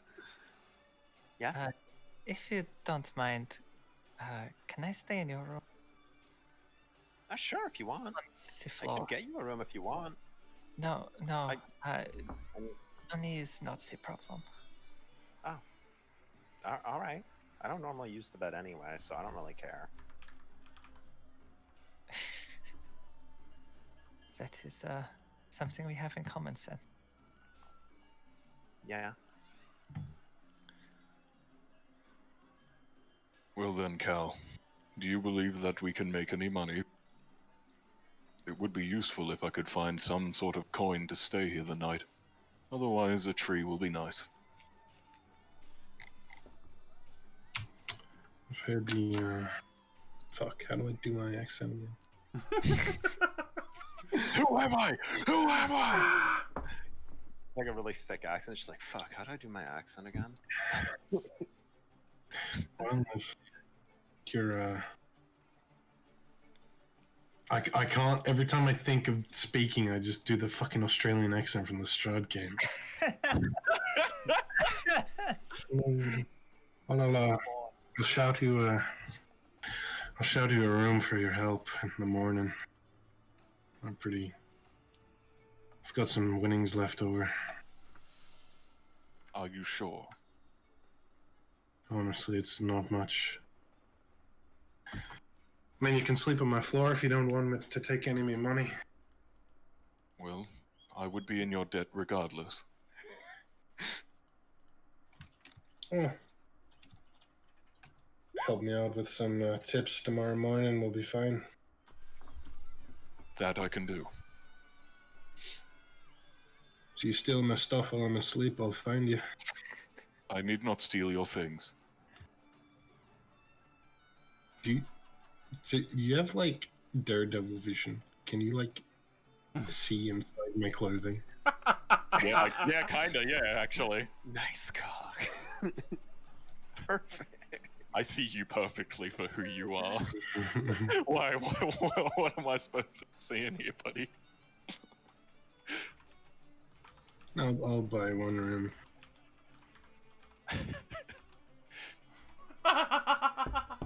Yeah, I mean, if you want me to sleep on your floor, I will just meditate on your floor and kind of like prop myself up against a wall and meditate till I sleep. I'm just totally happy to give you 1 silver. Oh, I didn't know if you're actually gonna, or if I'd just meditate on your floor. Like, I I'll give wasn't. you 1 silver. Okay, I take a silver.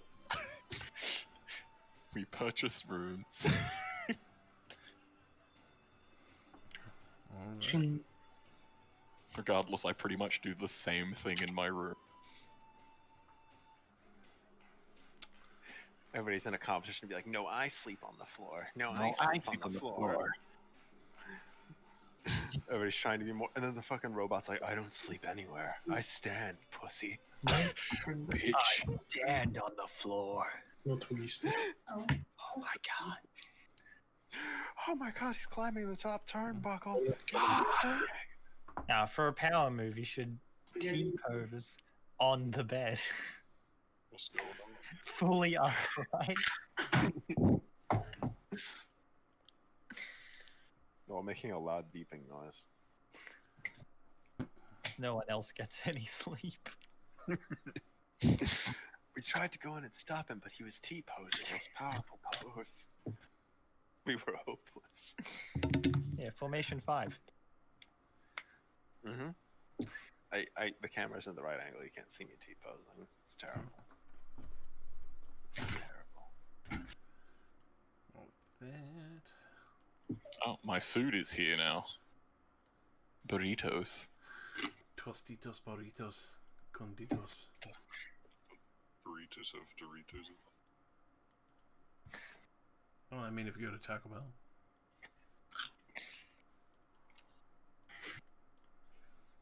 Alright, I'll grab my food and I'll be right back. I need to take a minute.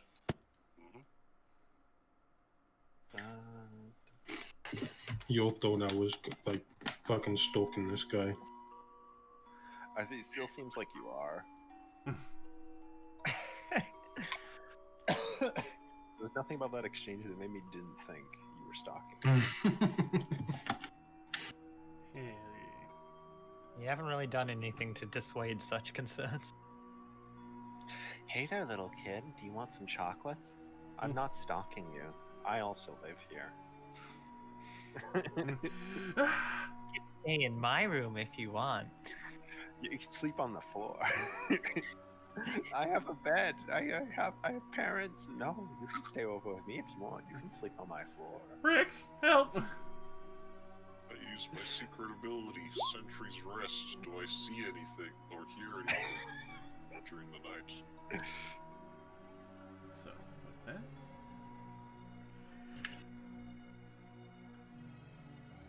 You actually do hear in the midst of the night.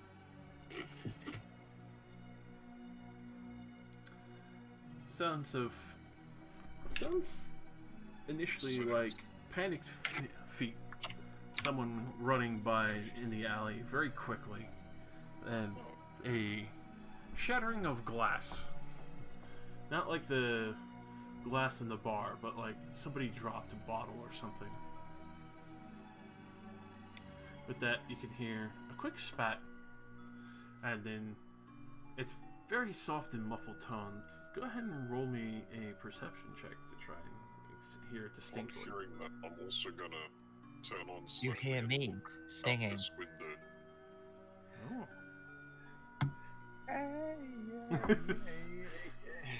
I said, No, I'm back. go away now. What did I miss? nothing happened. Nothing. Well, you do hear that, and then after the breaking of the bottle, hear someone kind of like in a shrill voice of frustration, kind of almost like a woman screeching in furious anger, and then a man screaming out in a quick panic as you see someone pass by the front doors and quickly going to the front doors of the Sailor's Boulevard Inn. But you also hear what sounds like the flutter of paper, and at the front door, a man banging on the door desperately. Let me in! Let me in! Oh God! I will turn on and rush to the aid. I assume the door's here. Which many of you will hear this and be able to rush I was, in. gonna, I was about to ask, since at least like the drow here trance. Yeah. We're not. Oh yeah, like how late is it? Would I've already tranced? Effectively, you have already tranced. Also, does this door require a key, or can I unlock it from the other side? It does lock from the inside. You can unlock it yourself here. Excellent, I do so. Alright. With that... I am. Yeah. I was gonna say, I'm probably along with everyone else, am also rushing downstairs after I grab my gear. All that gear. The weapon. That's what I got. Wanda. What you see in my picture is what I've got. So... Oh, it's the corner man. This man fumbles to the floor immediately as the doors are flung open, and you hear the fluttering of paper as you Close the doors and relock them. well, as you are doing this, as the man stumbles in, before he could fully close it, you see what he was initially panicked by. As things will be throwing down in a little bit of initiative, as it seems to be floating pieces of paper are trying to attack him and cut him. Oh my god, it's like, Spirited Away. Yeah, Oh god. I understand. Damn, I didn't know Papers, Please had this kind of a marketing strategy. Oh no. Are you guys ready to be impressed? Please, you think you're impressive? Well, Never mind, I actually can rolled take- really well. Oh, you have a higher Holy minus shit. than me? You're a cheater. You're a cheater. There's some pretty good initiatives from a lot of us. And then some Hang on, that's just good. in case. I don't think it's going to make much of a difference given how well I rolled, but... Okay, no. I didn't select my token for that first roll, so Not ready to see paper. Why you run from paper that you drop? What's wrong with you? Pussy. Pick up the paper. Pussy. Idiot. Touches paper, explodes. Bar owner comes up like, what the fuck you doing? It's 3 a.m. Stop fighting that paper. Crom steals most horrid nemesis, the Bionicle. No. Bionicle. My cousin.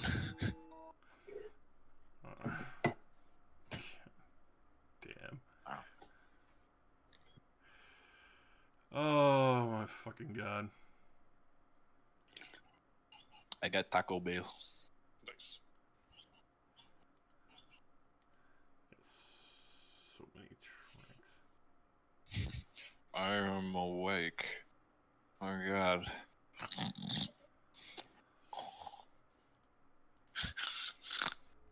I mean, at least you don't need to put on armor. Right? I'll just get up and go. Slap him. Oh god, this is epic. This paper is a legendary boss. Damn right. Alright, so this one fluttering in after him. But you can see as he's like throwing his arms up in defense of himself, it's also just going to start assailing everything in the vicinity. It sees you, Chrome Steel. Which What can paper do to steel? Gives you a paper cut anyway. Fuck. Oh my god. You do see it take a as it suddenly shifts, the ink kind of almost shifts and pushes to the edges, almost giving it a matte black frame towards the edges of the paper itself. And then tries to paper cut you. Actually tries to paper cut him. A 19 to hit. Hits. You got paper cut? For 8 slashing damage. What the fuck? Holy shit! Oh my god. And The metal. Let it have him. Just let it have him. well, you gotta roll me 2 Constitution saving throw. Why? You Poison. know why? Just do. Oh, you're immune to poison. Oh no. No, you're not. You just have advantage and you're resistant. Is the paper poisoning me? It's giving you ink poisoning. Okay, I took resistance. Nope, that's worse. Oh, Yikes. So you have resistance, so obviously that gets reduced to 2. Okay. Oh my god! Where are your papers? In the arms of an angel. This one is going to try and fly over and try and finish this man. Oh no. It does the little bonus action, which I will put a little mark on this one because it's done its initial inking. Oh no. Gonna try and slay this man with a paper cut.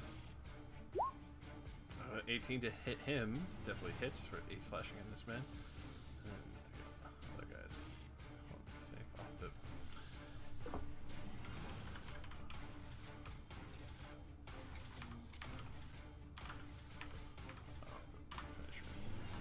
Alright, so that guy does well on his con save.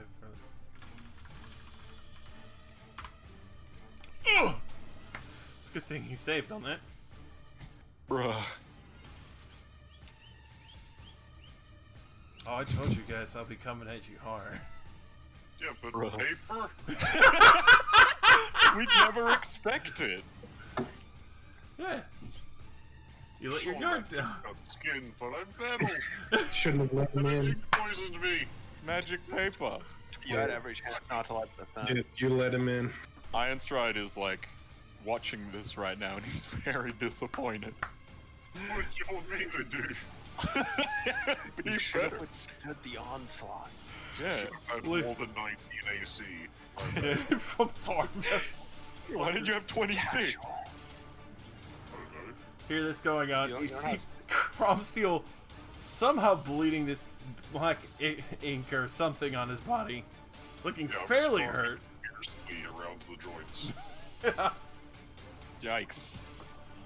And then the other man cloaked, obviously his face is all cut up and he's looking nervous, and he himself is covered in various amounts of black ink.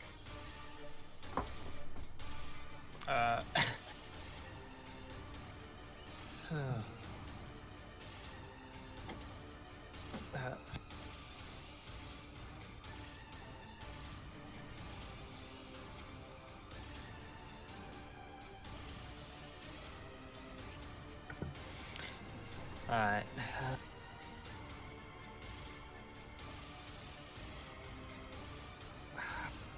Why can't it?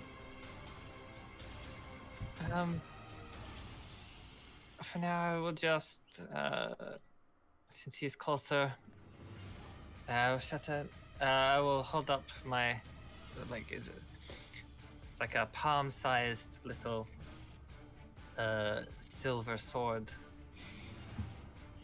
Say, Dark Maiden, protect this man, and I cast Shield of Faith on Crom. Nice. Rip bug. Alrighty. Kyle. All sorts of noises breaking out downstairs. Yeah. Imagine the paper hitting me sounded like a chainsaw on metal.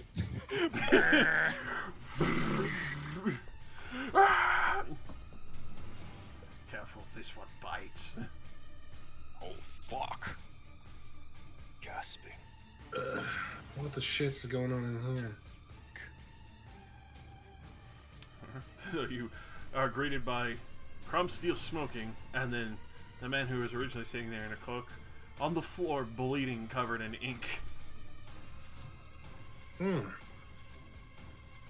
Okay, guess I'll move as far as I can and hold my attack action. Alright. If anything comes close, I pull out my sticky thing. It's actually 3 sticks chained together, called a three-pointed staff. And I start doing some spins. Very nice. And wind it up in case anything comes close. Relax. I would like to dash down the stairs because I'm slow. Okay. I end up here. Go on paper. Can he survive?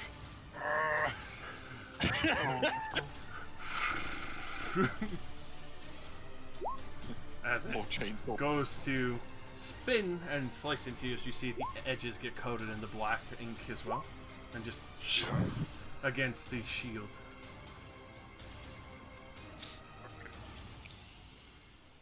The paper floating around and fluttering in the wind.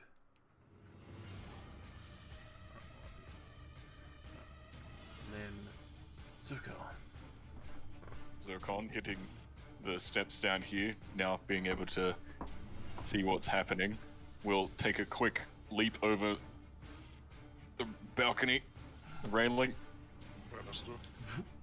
the banister, kind of get to this chair, jump up a little bit, and throw his fucking spear right at that one, against the wall. hell yeah. Nail that So he gives it a little twirl and then just fucking yeet. And it misses because I'm me. Especially with a small target, just into the side of the wall.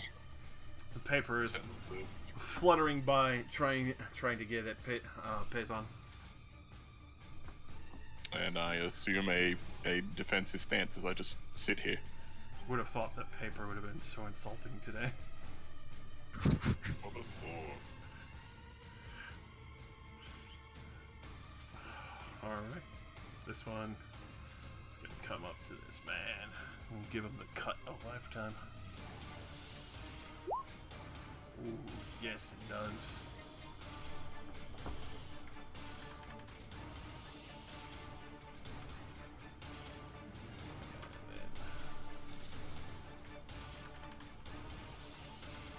What? A critted. Oof. 44. Thankfully, he still makes the resistance check on the poison. It's Is he 13. alive? He's barely alive. Stronger than all of them. He's laying there, crawling away the best as he can.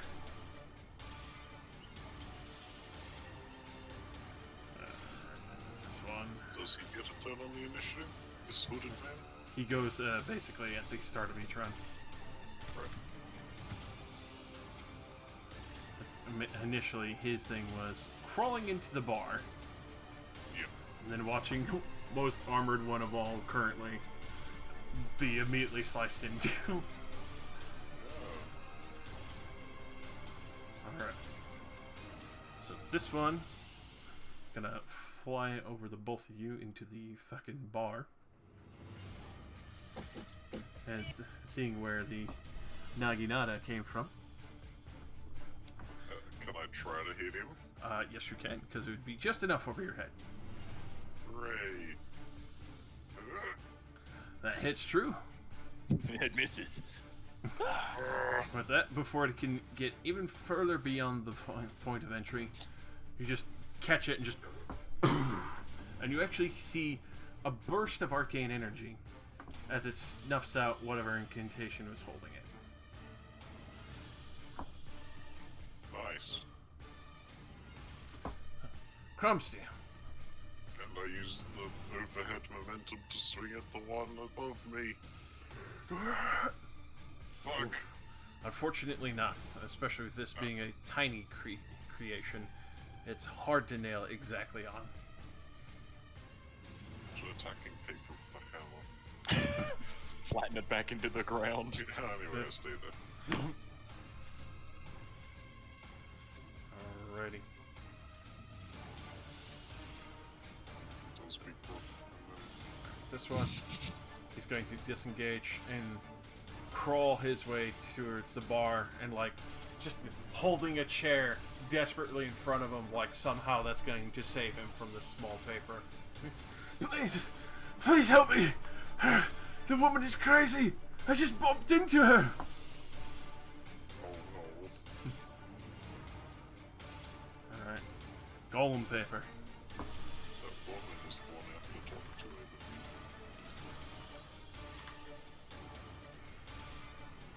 believe. It's gonna bonus action re-poison itself.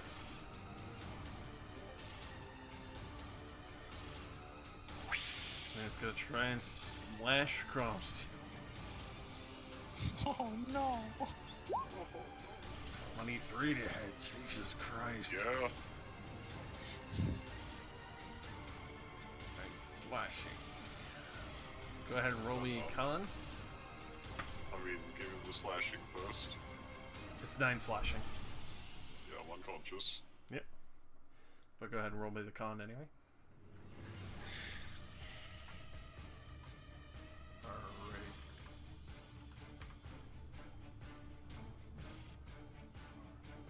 You're fine. You're bleeding out, but you're fine. Yeah, no additional death save. Alright, and with that, this thing, Paper would attack a downed man, right? it has one goal intently. And with that, after knocking down Kromsteel, it flutters menacingly towards this man. Alright, this thing.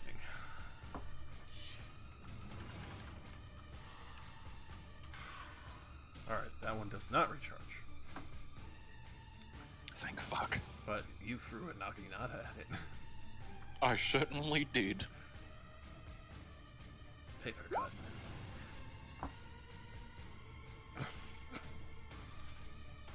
It's crit, isn't it? Yeah. Oof. I might die here, boys. Might be outright dead. For 13 slashing damage. 13, I am instantly unconscious. My god. Bang. The paper is here. Eh.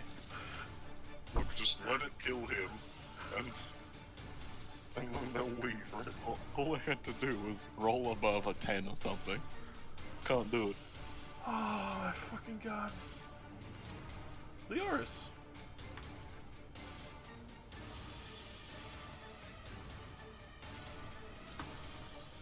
You're muted. So it was a great campaign, Josh.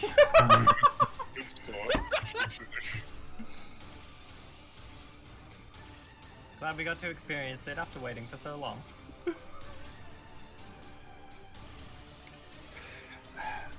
This is what happens when you let paper in.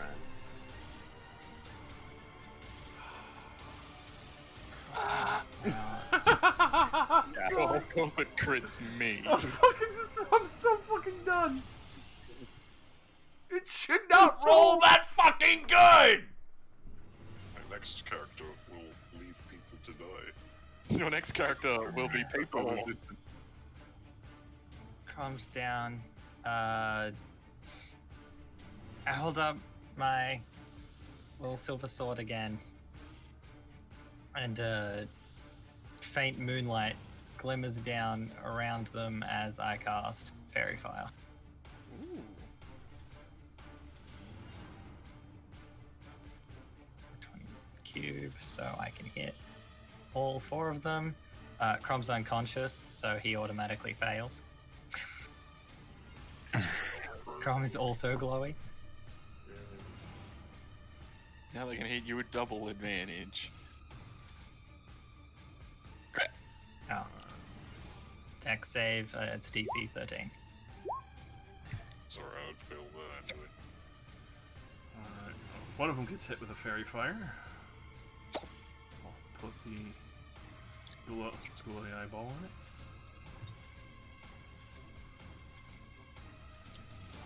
Alright. With that, assume that will be all. I'm just gonna run over to here and kind of crouch down by the table. Cal.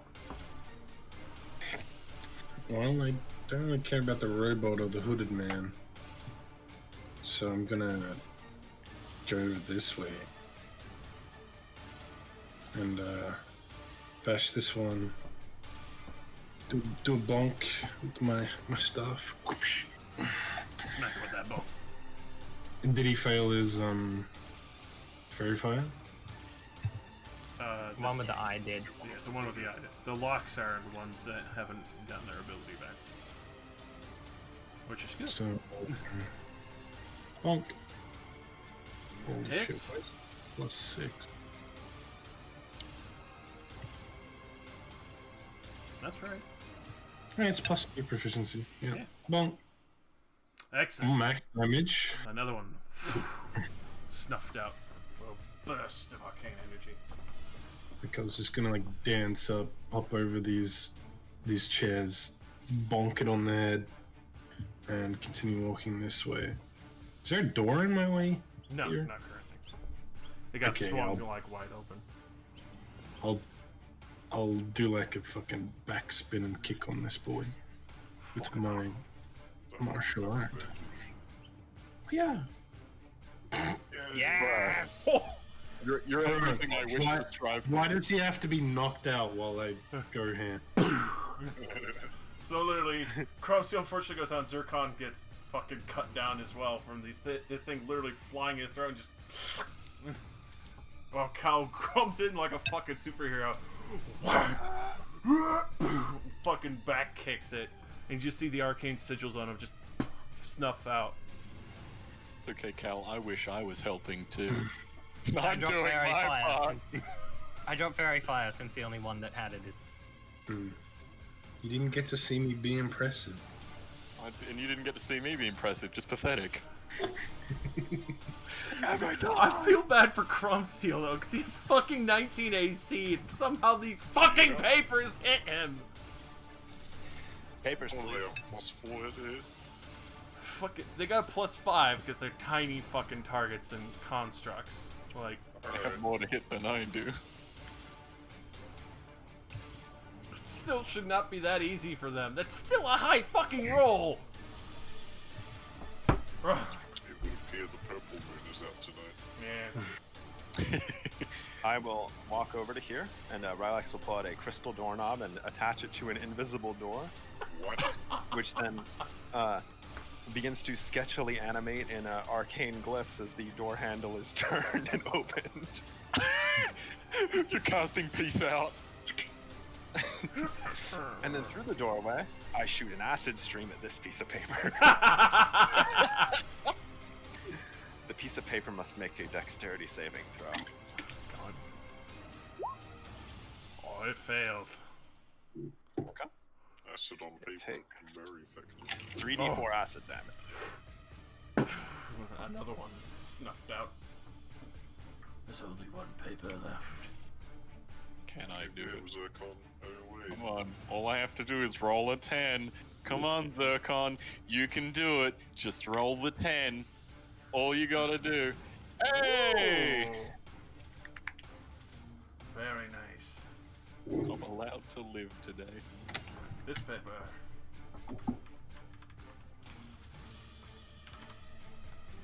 Thankfully, no recharge. Especially seeing that Kyle is a threat. It's Cal's turn to go down. Watch Time this for your fucking daily dick flattening. A 15 to hit you, Cal, Yep. That's it. for 4 slashing.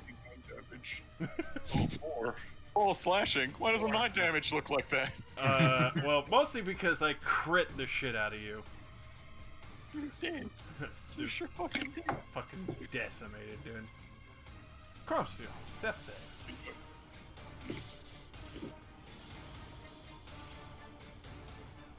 Okay. Leoris. clearing out order of operations. Run up and I cast Spare the Dying on Cromsteel. Oh, Nice. It's stabilized. okay. Badass monk. Stay with me. Stay with me. Ew. He's gonna retaliate against this boy that hit me. A bonk. Definitely hits. Max damage again. Damn. Good at killing paper. They're good at killing us. He hates reading, so he kills books for a living. All my homies hate literature.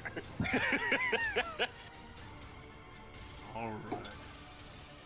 Jesus Christ. Like that. Fuck was that? Golem paper. Time to go back to bed for a good rest. I gotta sleep off for shame. I would do the same to Zircon as well. Time for seconds. Spare the Dying. I am spared. Though I don't want to be. Somebody just prop me up in the corner. Someone just throw me outside. Alright, somebody tell me what the hell's going on here. So, with that, especially Turkan and Cropsy now stabilized. I'm not the one to ask. Payson-san is sitting there shaking and quivering underneath the chair. He looks over and sees all the various papers destroyed and crumpled. And you could just see the inkwell that he usually carries is spilt entirely all over himself, as well as the various cuts all over his body, now effectively stained black with the ink, probably going to be giving him maybe permanent tattoos with that. But as he sits there shaking, he looks over. Sorry, I didn't mean anything like this to happen. I was walking down the alley and I bumped into her, and she got furious, broke a potion. I tried to pay for it. She's sent all these fucking papers after me. I panicked, ran in here. Are they going to be all right?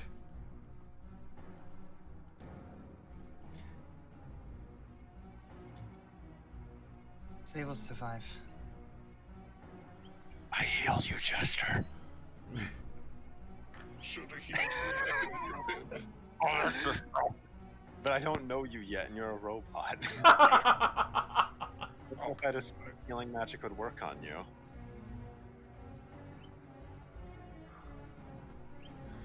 I like how I looked over and I just saw you eating. Delicious. I was dead. I didn't have to speak, so it was eating time. So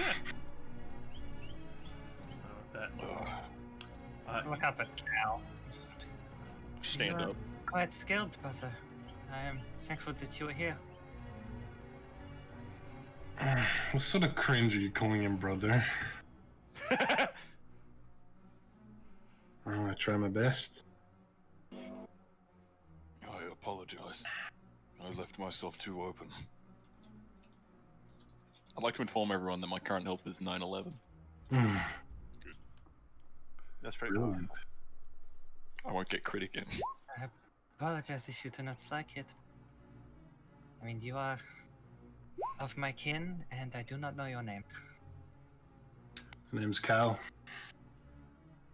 Cal. I will do my best to remember. she's already pulling out a little notebook. Notebook gang. I go and grab my weapon, put it over my back. Over the unconscious Yo, is robot. that dude dead? It's just what... I mean... oh, up from underneath the bar where Raleigh sleeps, as you have seen. What the hell was all that noise? And you can see him lean over the bar and Pezana, what the hell are you doing here? You look... And he like sees like the ink and the fucking steam and the blood everywhere. What the hell happened?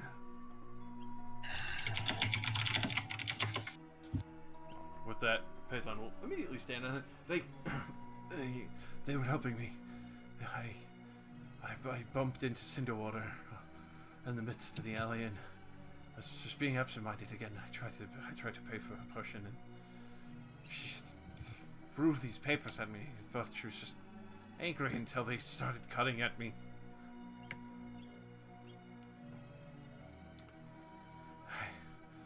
Hey, quickly turned around. I can't thank any of you enough. I apologize for some of you getting hurt. Please, I'll pay for your rooms as long as you stay here. That's the least I could do. I would have to do something else for saving me from then. There's no way I could survive that. Please calm yourself. It is fine. I'm sure anyone here would have been happy to lend their aid to you. I didn't really do anything myself. I cannot accept payment. Still, thank you for at least coming to my aid.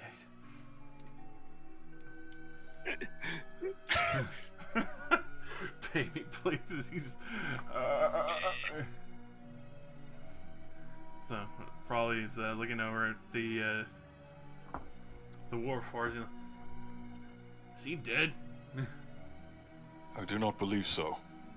Can I hear any inner machinations working in you? Good question.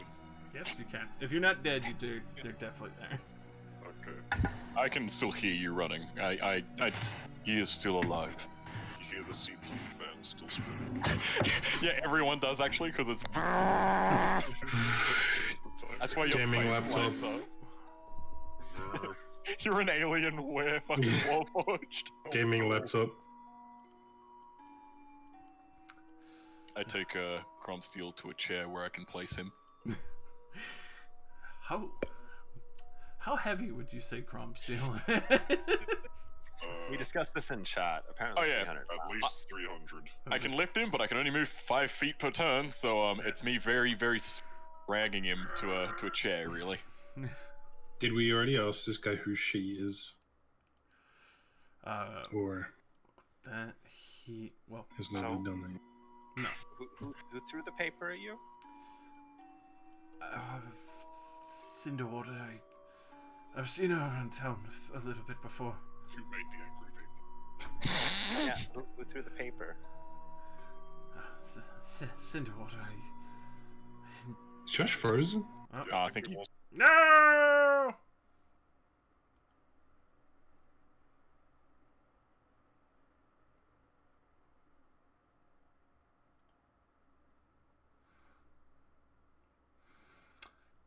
Son of a bitch.